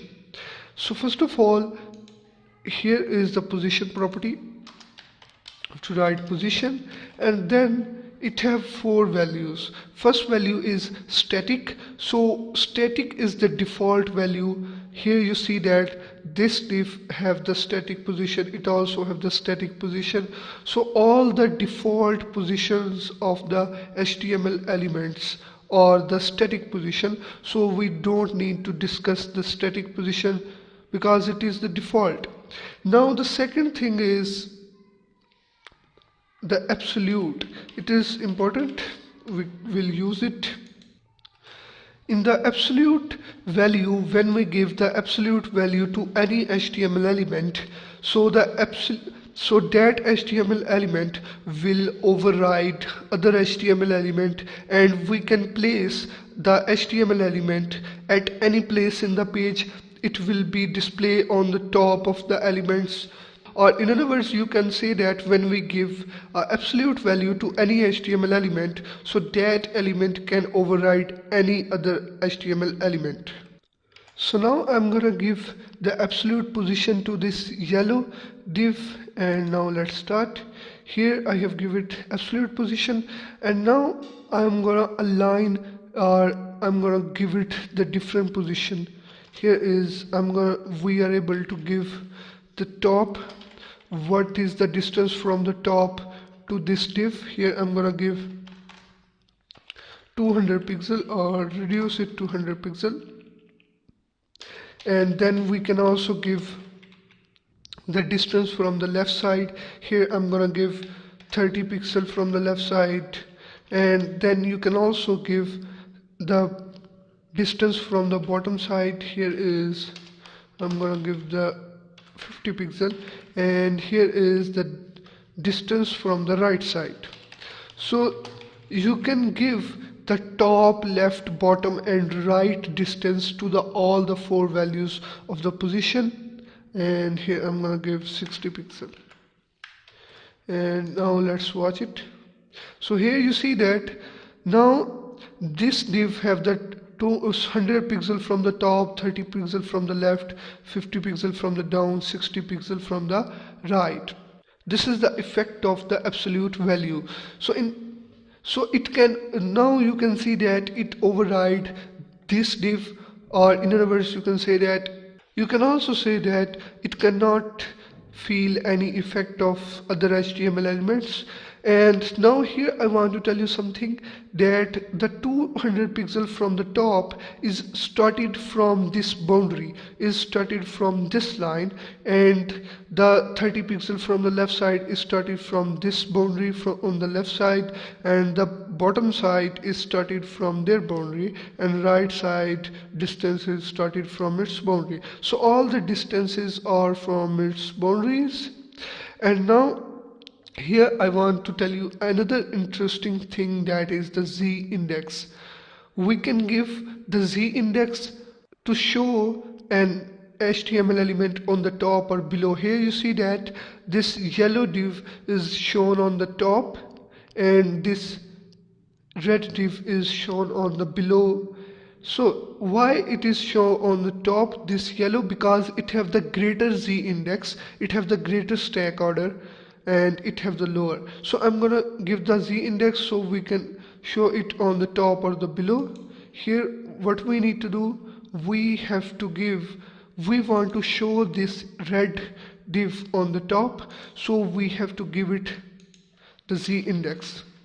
Here I'm gonna give it Z index. You can write any number in the Z index. Here I'm gonna write 5, you can write 100, 700, 10 or anything. So now red div have the 5Z index. So now we want to show this red div on the top of the yellow, so that's why we have to give the lower Z index to the yellow div. Here we have to give it lower value than the 5. Here I'm gonna give it 4. So now this yellow div, so now this red div have the greater Z index, so that's why it shows on the top. Here it's not working. Why it's not working? Here we have to give the position absolute to both divs. Here I have not give to the red div, so that's why. So now it have the greater Z index, it have the lower, so the greater Z index is shown on the top. Here you see that this red div have the greater value, so that's why it shows on the top. And if we give it lower value than the 4, here you see that it have the 4, so now here it is shown on the top. So now the third value is the relative. In the relative, when we give the relative position to any HTML element, then that element move with respect to the first position. In the absolute position, you see that this div is move from the boundaries. It have the distance from their boundary, it have the distance from the left side boundary. So now when we give the relative position, so the HTML element will be moved from its last position. And now here I'm gonna create a HTML heading, then you can understand it clearly. Here I'm gonna remove this. Here is remove it. Here I'm gonna make it in the heading. Here is the H1, and here I'm gonna change its opening tag, and here I'm gonna increase it. So now here are 4 or 5 headings, and now here I'm gonna give it the class AC. So now I'm gonna change the position of this h1 class, and here I'm gonna remove the style for the AB on all the headings, and here I'm gonna cut this. First I will show you simply. Here you see that here are the headings. So now I'm gonna move this third heading. I'm gonna move this third heading who have the AC class. So now here I'm gonna give it, here it is absolute, it have the yellow background and all the things, and here I'm gonna change its z index, and in this relative position we are able to give the top position, left position, bottom position and all the things. First I'm gonna remove it. I'm gonna remove these two things, and now top have the 100 pixel and the left have the 30 pixel. So now here you see that here I'm gonna remove the background color, then you can understand it clearly. And now here is remove it, and now here I'm gonna remove this top. I will give these values later. So now it have the relative position, third heading and left from the 30 pixel, and here you see that this heading is moved 30 pixel from the left, but when we give the absolute position, so the element will be moved according to the boundary, or in other words, when we give the absolute position, so the element move the distance, or element increase or decrease the distance from its boundaries, or from left boundary or right boundary or bottom on the top. If we give the absolute position and we give the 30 pixel, so it will be moved from this position to the 30 pixel. But here you see that it have the relative position, so it moves according to its first position. Its first position is started from this, so it will be moved on the left side 30 pixel, and here I'm gonna increase it, then you can understand it clearly. Here you see that this line is moved from this position to the 90 pixel on the left side. So this is the relative position. Element move according to the first position, according to the last position.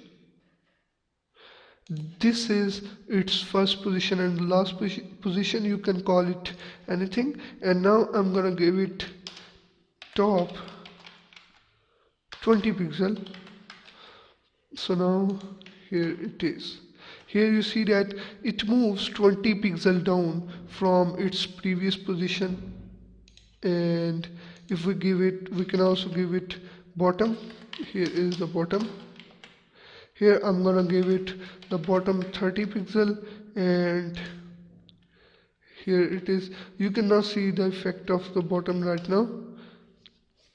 And here is the right.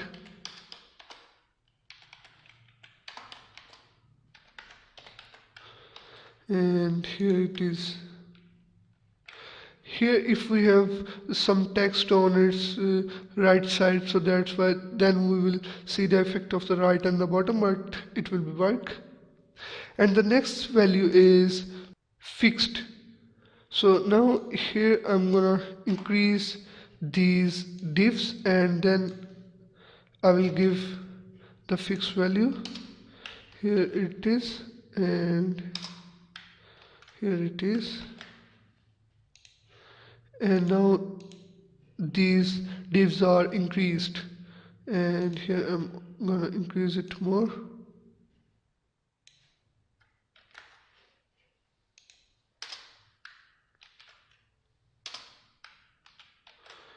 Here it is. And now these headings are too much. But now here you see that here I'm gonna give style. Here I'm gonna give a different class to the third heading. I'm only gonna use this class, that is AE, and I'm gonna give it the background,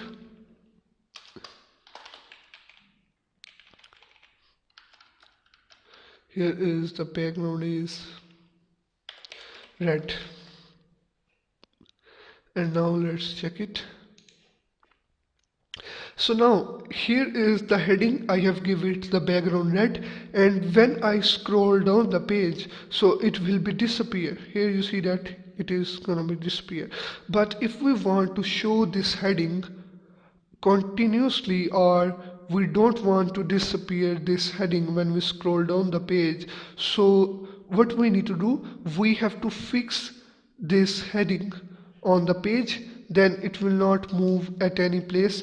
Here I'm gonna give it position fixed.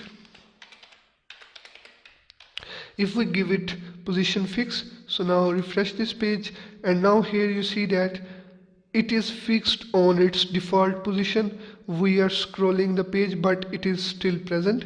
And the next thing is, it is on this place. You can position this heading at any place in the page by giving the top, left and right and bottom. Here I'm gonna give it top.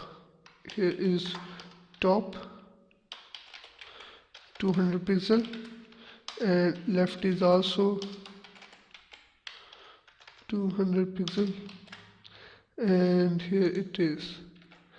So now here you see that it is now fixed at this position. So this is the positioning. If you have any problems, kindly add the discussion. I will help you as much as I can. Thank you for watching this video. I will see you in the next video. Hi guys, in this lecture you will be learning how to handle the overflow, how to handle the display and visibility, and then the combinators and opacity. So first of all, here I'm going to create a paragraph. Here I'm going to create a div, and here is its closing tag, and in between this I'm going to copy a paragraph. Here is the paragraph.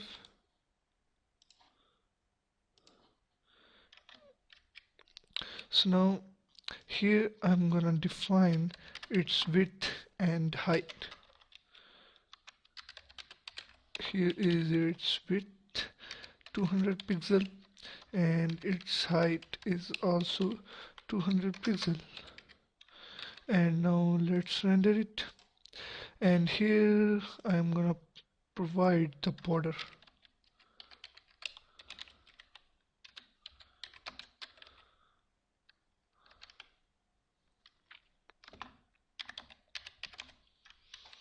And now execute it. So here you see that the content is overflow from the div. And how to handle it? We need to provide the overflow property.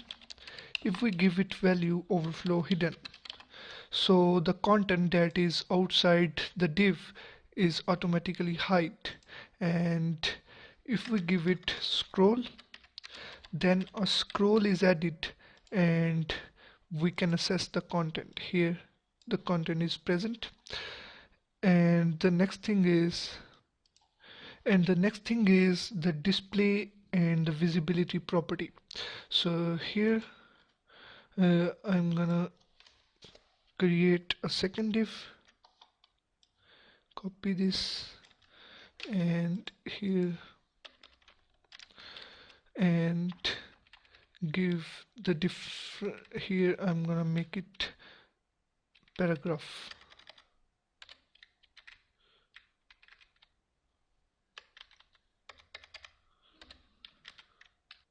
So now here is the paragraph, and I'm gonna give it the border 1 pixel solid black. So now let's watch both of these. So here is the paragraph and here is the div. So now I'm gonna apply the visibility property on the div. So I'm gonna give it a value hidden and reload the page. So now here you see that the div still covers the space, but it is not visible. It's mean the div is existing but it is not visible. And we are also able to give it a value visible, then it's visible. And now I want to show you the display property. When we give the display property, then the element does not cover the space, display none.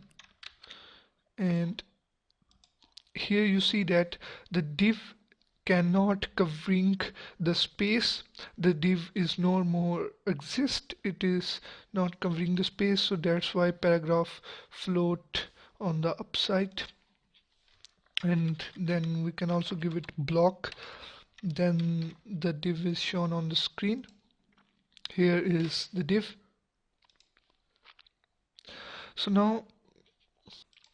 So that's why we are using the display property, because display property will just disappear the HTML element. And the next thing is the opacity. We can also give the opacity to an image, then it's become transparent. Here I'm gonna import an image. Here is the JPG. So now here is the image, it is clearly shown to you, but now here I'm gonna give it image.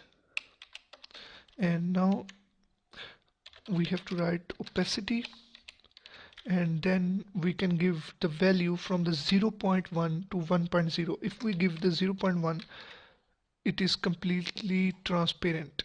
Here it is completely transparent, but if we give 0.5 or 0.34, so here it is less transparent. If we give 1.0, so it is fully visible. So this is the way we can use the opacity. And the next thing is the combinators. So first of all, what is the combinators? Here I'm gonna remove this and make it a paragraph.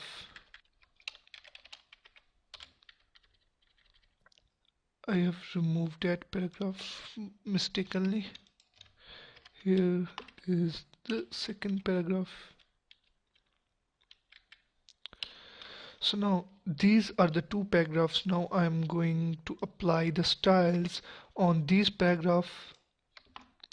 First of all, write the div selector, then P. So now what I am going to do, there are two paragraphs. I am going to apply the style on this paragraph by using the combinator. So what is the combinator? The combinator is just a way in which we use the different selectors to apply style. This is a descendant selectors in which we apply the style on the paragraph that is inside the div. So now this style is only apply on this paragraph that is inside the div. Reload the page, and here you see that the border is apply only the first paragraph. Here I'm gonna increase its height. So here you see that the first paragraph have the style because it is inside the div. This is called the combinator. And here I'm gonna show you another thing, that is, here I'm gonna remove this div and here create another paragraph. And now here I'm gonna close the div, but here I'm gonna make it in the span. This paragraph is now inside the span.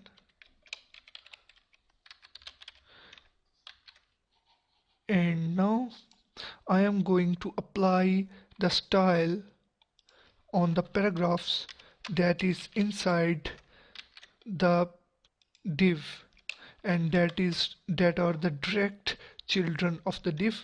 Here this is a child selector, this is a child selector, this is the descendant selector. So now the style is apply only on the paragraphs that are the direct child of the div. Here these two paragraphs are the direct child of the div, but this paragraph is the child of the span, and then span is a child of the div. So here I'm gonna give the background red, So now let's watch it. Here you see that first two paragraphs have the red background. Here I'm gonna remove the height. Here remove the width, and now watch it clearly. So here you see that first two paragraphs have the style it because these are the direct children of the div. Here you can see that, and the third one is the child of the span. So this is the child selector. I hope you enjoyed this lecture. If you have any problems, so kindly add the discussion on Udemy. I will help you as much as I can, and in my next lecture I'm going to discuss pseudo elements and pseudo classes. See you in the next lecture. Hi guys, in this lecture you will be learning the pseudo elements and the pseudo classes. So first of all, here I have already created the paragraph. So now I'm going to use the pseudo elements to style the first line, first letter, and I'm going to insert the data before and after this paragraph using the pseudo elements. So first of all, write the selector is the paragraph, then we have to write two columns, that is for the pseudo elements. Here first of all I'm gonna give the style to the first line of the paragraph, so we have to use the pseudo element first line. And now here is parenthesis, and here I'm gonna give it the color is red. Here is the red, and save it and let's execute it. So here I'm gonna check it. Color is here. First line we have to write first line. So now here the first line is become red. So we can also write first letter. So the first letter is styled. So here you can see that the first letter is become red. And another pseudo element is the before and after. Here if we write before, so we are able to insert the content before this paragraph. Here if we write content, and here is colon, and here if we write Fahd, and here is the colon, so this content, that is Fahd, is going to be inserted before this paragraph. Let's check it. Here you see that Fahd is inserted before the paragraph, and if we make it after, then this data is going to insert after the paragraph. Here is the Fahd, and we can also insert the pictures. Here if we write URL, and here if we write 1.jpg, and here you see that picture is inserted after the paragraph, and if we make it before, then check it. Here the picture is before the paragraph. So these are the pseudo elements, and now I am going to teach you the pseudo classes. So basically the pseudo classes, mostly pseudo classes are used to facilitate the form, to form inputs, how to check the input and all these things. So here I'm gonna remove this paragraph, and here create an input field without the form tag. Here is the type is checked. Input type is checkbox. So now here I'm gonna give it the style. Here what we need to do, first of all, I'm gonna give it a style. When we check the box, when we click on it, then its size is become increase. When we click on it, its size is become increase. So here we need to write the selector input and colon, and then in the pseudo classes we have to write only one colon, then write the checked. When the input field is checked, then its width is increase, by 200 pixel, and let's execute it. And here its width is increasing, but I'm also going to give the height.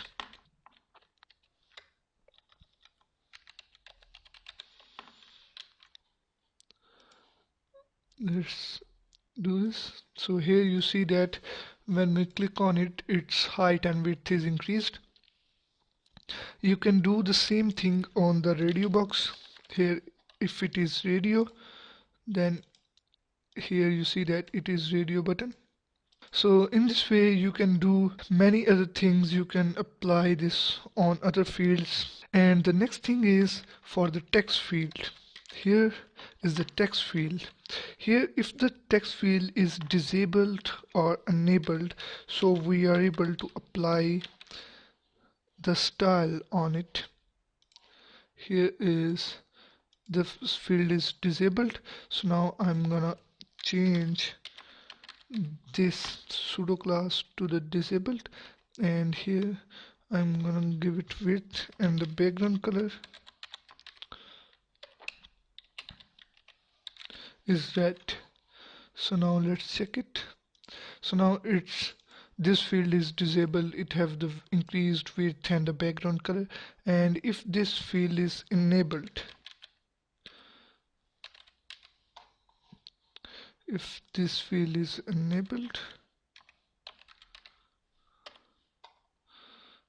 or so it is going to increase. It is not necessary here. This is enabled, and here yellow.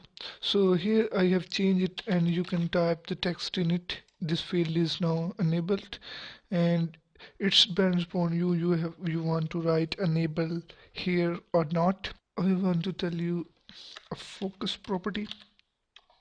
Pseudo class focus. Now when we focus on this field, so here you see that the yellow color is apply and the width is increase. So what is this function? Here the input field is only this input field, so it applies the focus. When we click on it, it applies the style when we click on it, when we focus on this field. And the next thing is the optional. What are the optional fields? When I have teach you the form, at that time I have teach you the required. When we write the required in any input field, so the form cannot be submitted without that field. But here we have not write any required attribute, so this is an optional field. So when an optional field exists, so this style is applied. So here you see that. And if we write the required,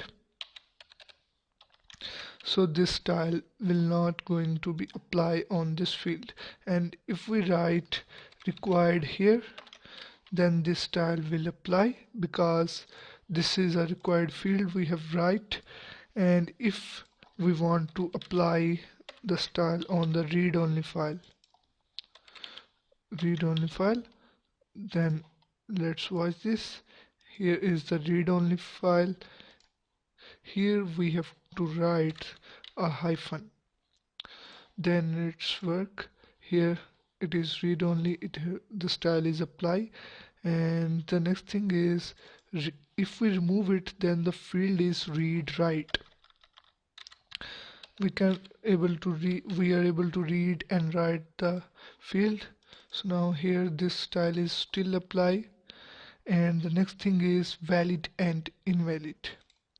Here I want to apply a email field, and here if somebody put the valid email, then it apply the yellow color, and if someone put the invalid email, then it will apply the red color.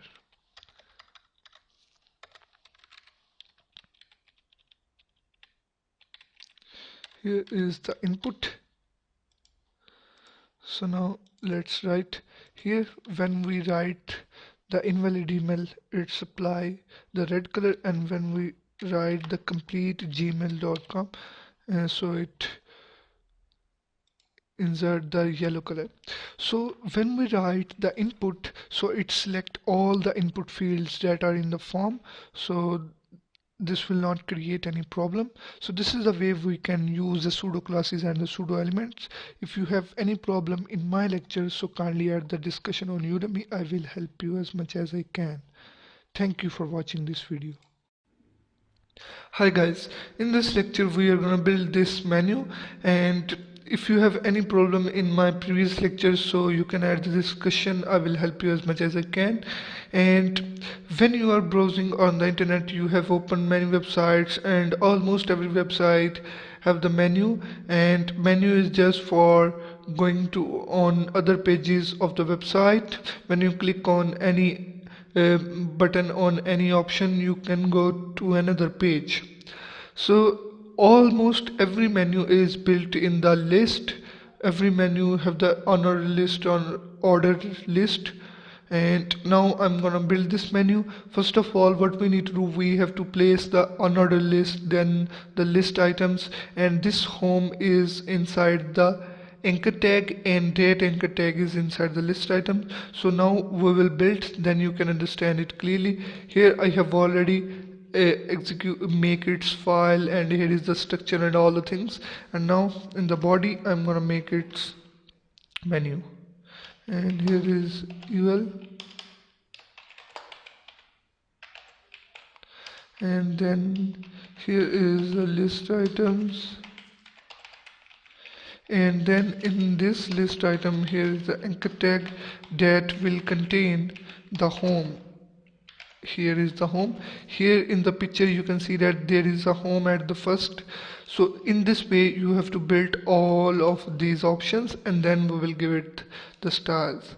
And here is the home, and now here in the anchor tag we have to give the hyper reference, the destination of the home. When we click on the home, so what page will be open, and here I'm gonna increase it, and here I'm going to check it, services, products, contact us, about us, and here is services, and here is products, and then here is contact us. This is the contact us,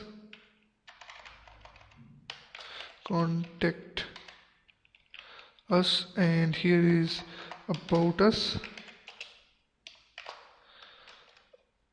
And now reload it. So here is the rough menu is created. We have not given it the style, so that's why it looked like this. Now what we need to do, at the first we have to remove this default space. This is created by the margin and the padding that is given to the unordered list, and here I'm gonna remove this margin and the padding that is given to the UL. Here is, we have to write margin 0, and here is the padding is also 0. Now let's check it. Here it is. So now the space is removed, so that's why these bullets are not present. So now what we need to do, we have to remove these bullets. These bullets are hide here, so that's why to remove the bullets we have to write list style none. Here is none. And now the next thing is, we have to give it the style. We have to give the style to the anchor tag.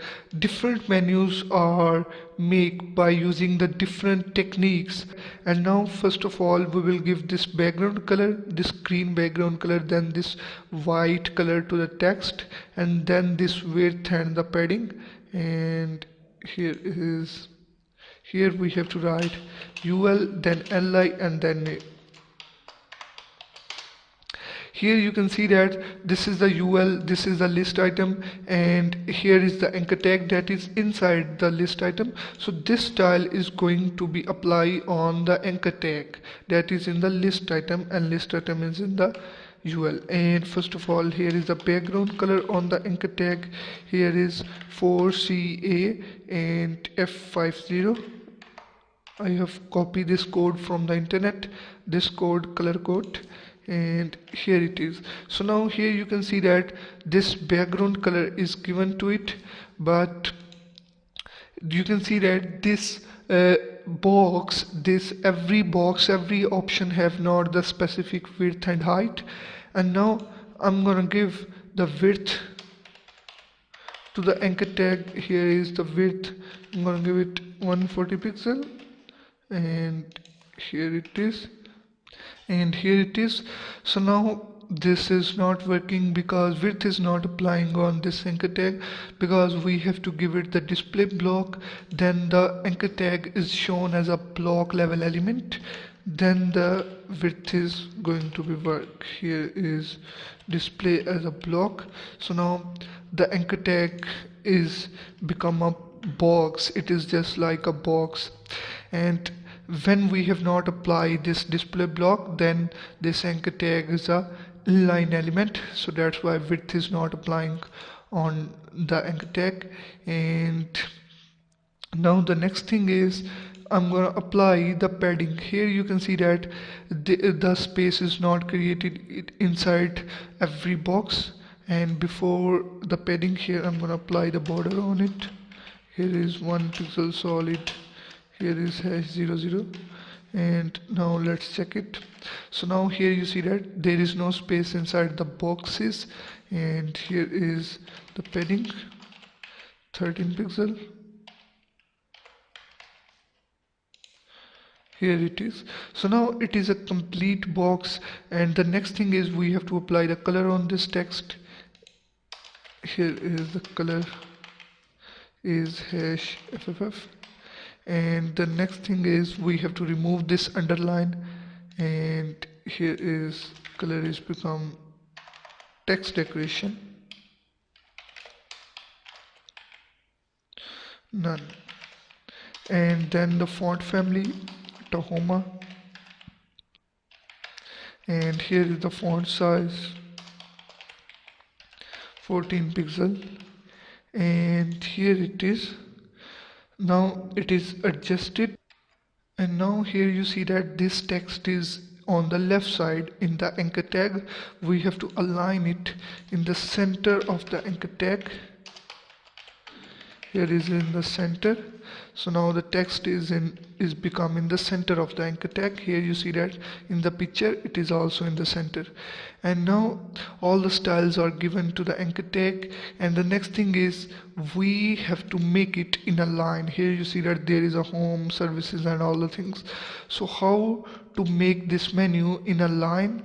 We have to give the float left to the list item. Here is the UL, here is the list item, here is this, and here is the float, here is left.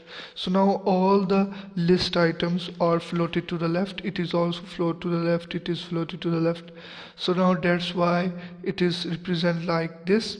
And now we are also able to remove this border, and here I'm gonna remove that border, so there is a white space between it. Here is, so I'm gonna apply a white color of border.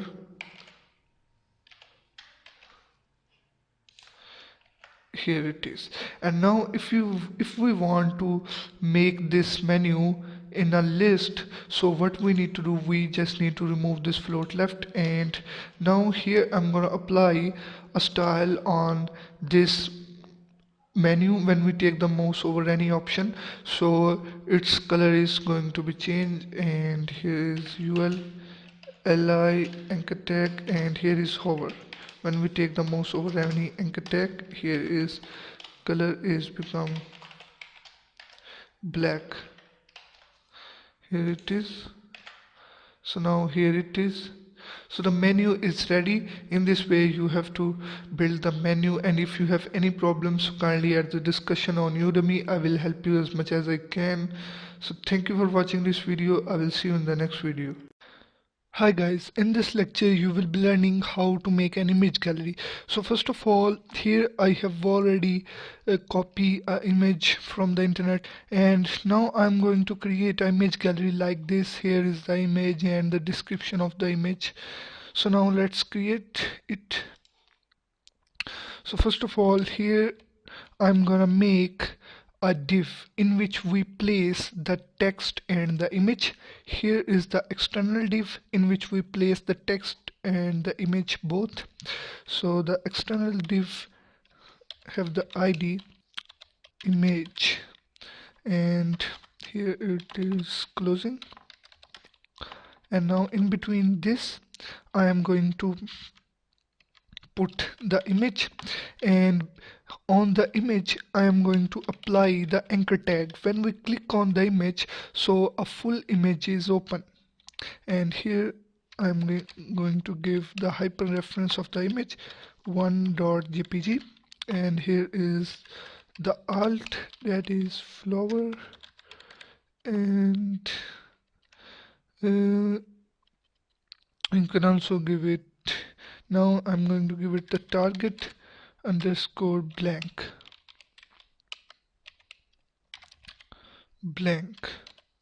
and in between this here I'm going to insert the image img, then source equal, and here 1.jpg, and now let's check it.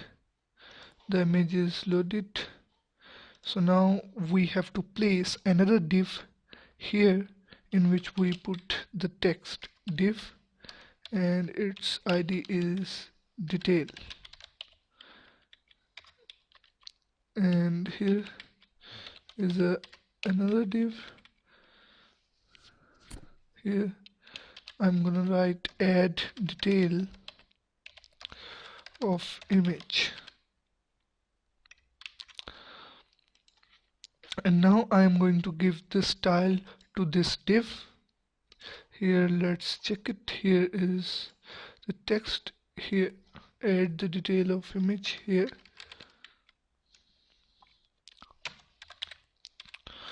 and here I'm going to write the first div image, and here I am, first of all I'm going to give it the margin. Here you can see that here is a space around the image, so I'm going to give it the margin 5 pixel. Here is the 5 pixel, and then I'm going to give it the border. Border is 1 pixel solid, and its color is #cc, and then I'm going to give it width 180 pixel, and float it to the left. This div is floated to the left, and here its width and the border and all things. Here it is adjusted. Now the next thing is I am going to give the style to the image. Here write the #image, then in the image this is a div, and then we are going to give the style to the image that is in the anchor tag. And here we have to write the width 100%, and then the height, that is auto. Height is automatically adjusted according to the page, and here I am going to give it hover. When we take the hover over the div, so its border color is changed. It gives a nice look. Here is, this color is nice, and then I'm going to give a little style to the detail. Here is the text align to the center, and then padding is 15 pixel, and then font size for 15 pixel, and font family Arial. And now let's check it. Before doing this, here I want to give the width and the height to the image. Here I'm going to give it for 300 width, and here we need to apply this, and the height is 200. This is a little mistake. We have provide the alt here. We need to provide it here.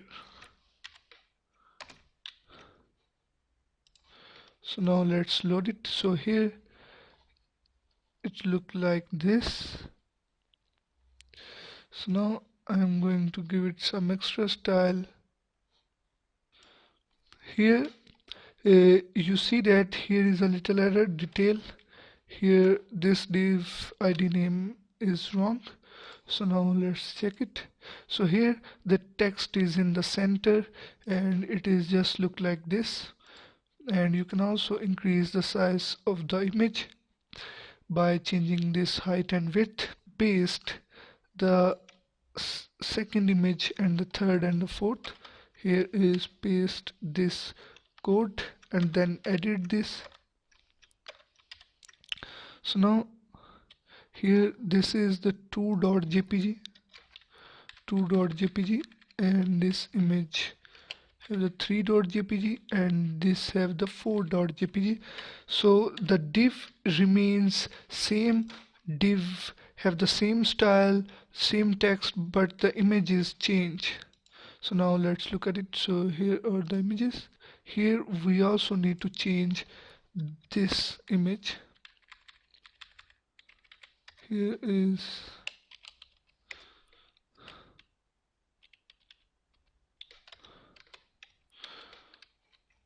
and now let's look at it. So here you see that these are the different images, and when we take the mouse over the image, so the border is become change, and when we click on the image, so a full size image is open. Here you see that a full size image is open, and if we click here then another full size image is open. So this is the way we can make a gallery to store the images. And in the next lecture I'm going to teach you how to make a layout, just a simple layout. So see you in the next video. Hi guys, in this lecture I am going to teach you how to make a layout using the HTML and CSS. Here I have already downloaded a layout from the internet. So first of all we are going to make the header of this page. This is the header, and then this sidebar contain the simple text, but now here I'm gonna make a menu at the place of this sidebar, and then this section area, and then this footer area. So we are going to make this menu in the HTML5 by using the semantic elements. So here first of all I'm going to create the header element, and in between this header I'm going to give h1 heading tag, and here is the closing h1, and here is the Fahd Ishfaq, and let's now I'm going to make a nav element. In between this I'm going to make a navigation bar. Here first of all we need to place the UL, and then here is the UL, and then here is the list items. Here is another list item, and here we have to place an anchor tag, and here is the anchor tag, and in between this I'm going to write home, and here is the hyperreference,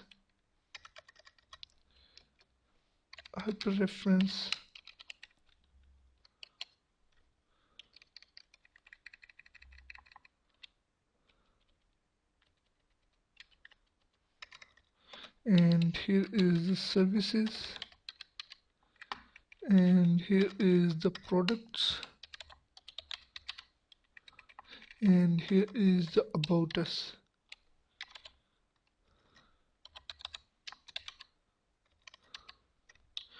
And save it. So now the menu is created, and let's check it. Here is the heading, and at the end we will give the style to all of these elements, and then I'm gonna create a section. Here is the section where we place the paragraphs, and now I'm going to copy the paragraph from the CNN. Here is, I'm going to open a post here and copy this paragraph,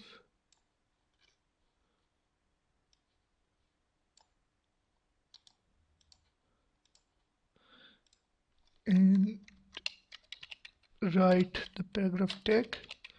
Here is the P, then paste the paragraph, and then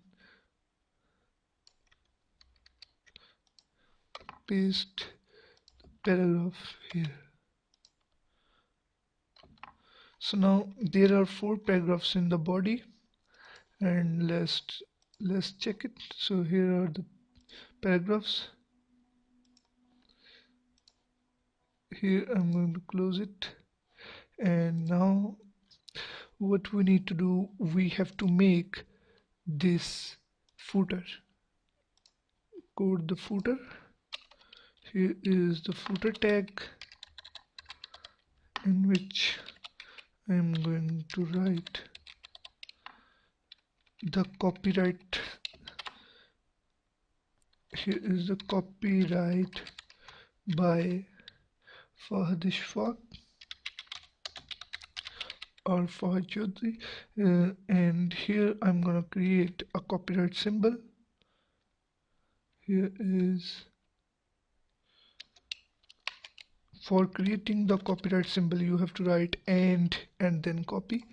So the copyright symbol is automatically created. Here you can see that this is the copyright symbol, and now I'm gonna give the CSS styles to all of these elements. So first of all, start with the body. Here I'm going to remove the padding and the margin of the body. The default space is given to the body, and then I'm going to give the style to the header. Here is the header, and first of all I'm going to give it the background color. Here is the background color, and here is the hash 4CA, and here is complete code is 550, and then the color of text is white, and the padding is 5 pixel, and then the text align to the center, and then font family is Tahoma. So now I'm gonna apply the font family Arial on all the body, on all the text in the body. Here is Arial. So now let's execute it. So here you can see that this is the header, and now we can give the style to the navigation bar. Here is the nav, and here is its style. First of all, background color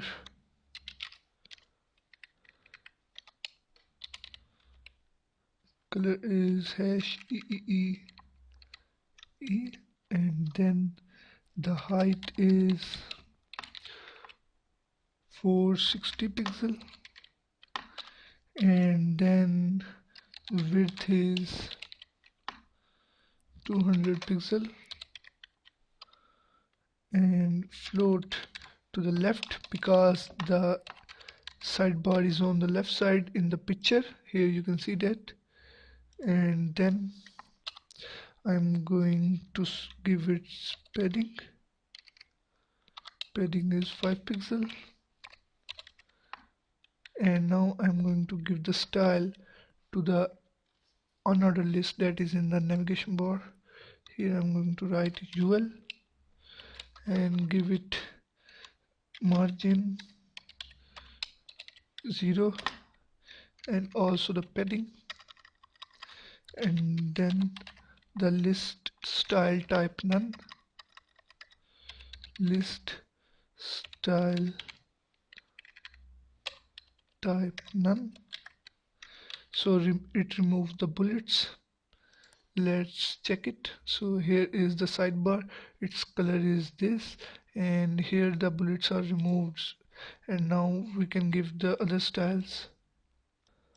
And now I'm going to give the style to the anchor tag in the unordered list. Here is the li, and then it color is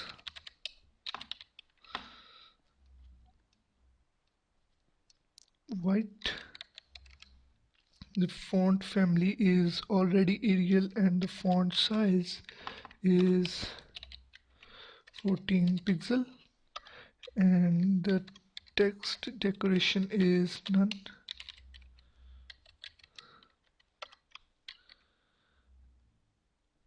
Display is block.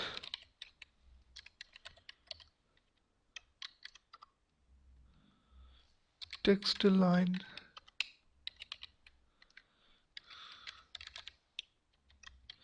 To the center, and here is the border is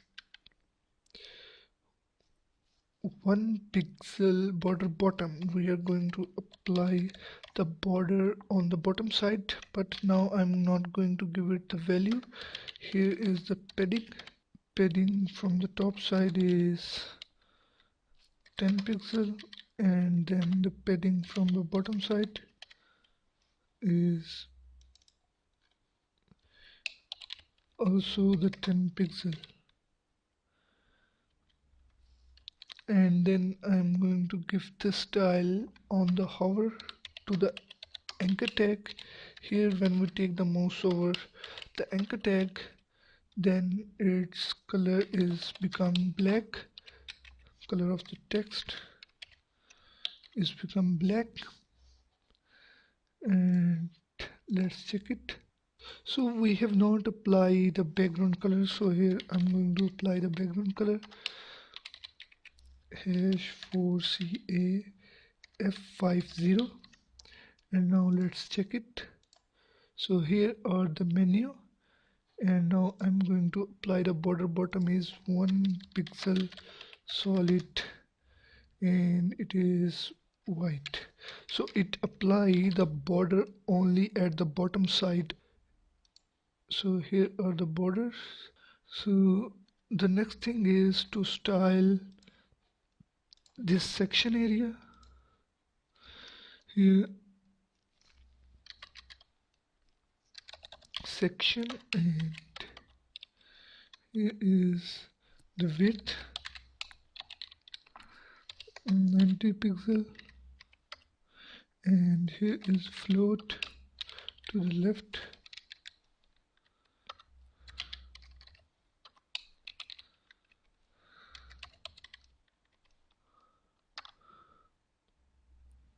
and font size is become the 13 pixel. So now let's check it. The width is less. I am going to give it a little increased width, not 90 pixel, it's 500 pixel. So now let's check it. So here is, we need to increase it 800 pixel.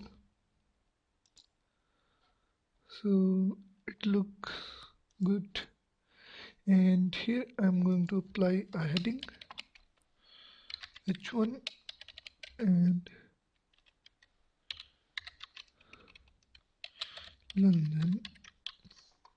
London. And now let's look at it. It looked nice. And here is the footer, so I'm gonna adjust it. And here I'm going to increase its width of the section is 1000 pixel, so it's increased. And now here I'm going to give it some other thing, that is footer. I'm going to give the style to the footer, and first of all I'm going to give it the background color so we can locate it where it is exactly. Here is the color, so let's watch it. So here is the footer, because we have given the float left to the section and the sidebar, so that's why it is floated over the section and the sidebar. So I have already tell you a property that we use the clear both, then this footer is automatically adjusted. Here clear and both, here it is. So now here is the footer, and I'm going to increase its height. Here what we need to do, write the height, and here is the height 100 pixel. This is too much, I'm going to reduce it 70 pixel. And then here I'm going to give it the clear both property already given, and text align to the center. Here is it's in the center, so here you can see that it is in the center. And if we give it padding, so it's better. Here is its padding is 20 pixel. So now here is the footer, it is adjusted. So here you can see this and this. So this is the way you can create your menu and other things and all the layout. So this is just a layout. I will teach you the complete website from the next section, the 5 websites, how to make each and every page, how to make the menu, gallery and all the things, sliders, content area. And these are the 5 different websites. So in my next lecture I'm going to teach you the prefixes and the CSS3 colors. What are the new colors scheme in the CSS3? I will see you in the next lecture.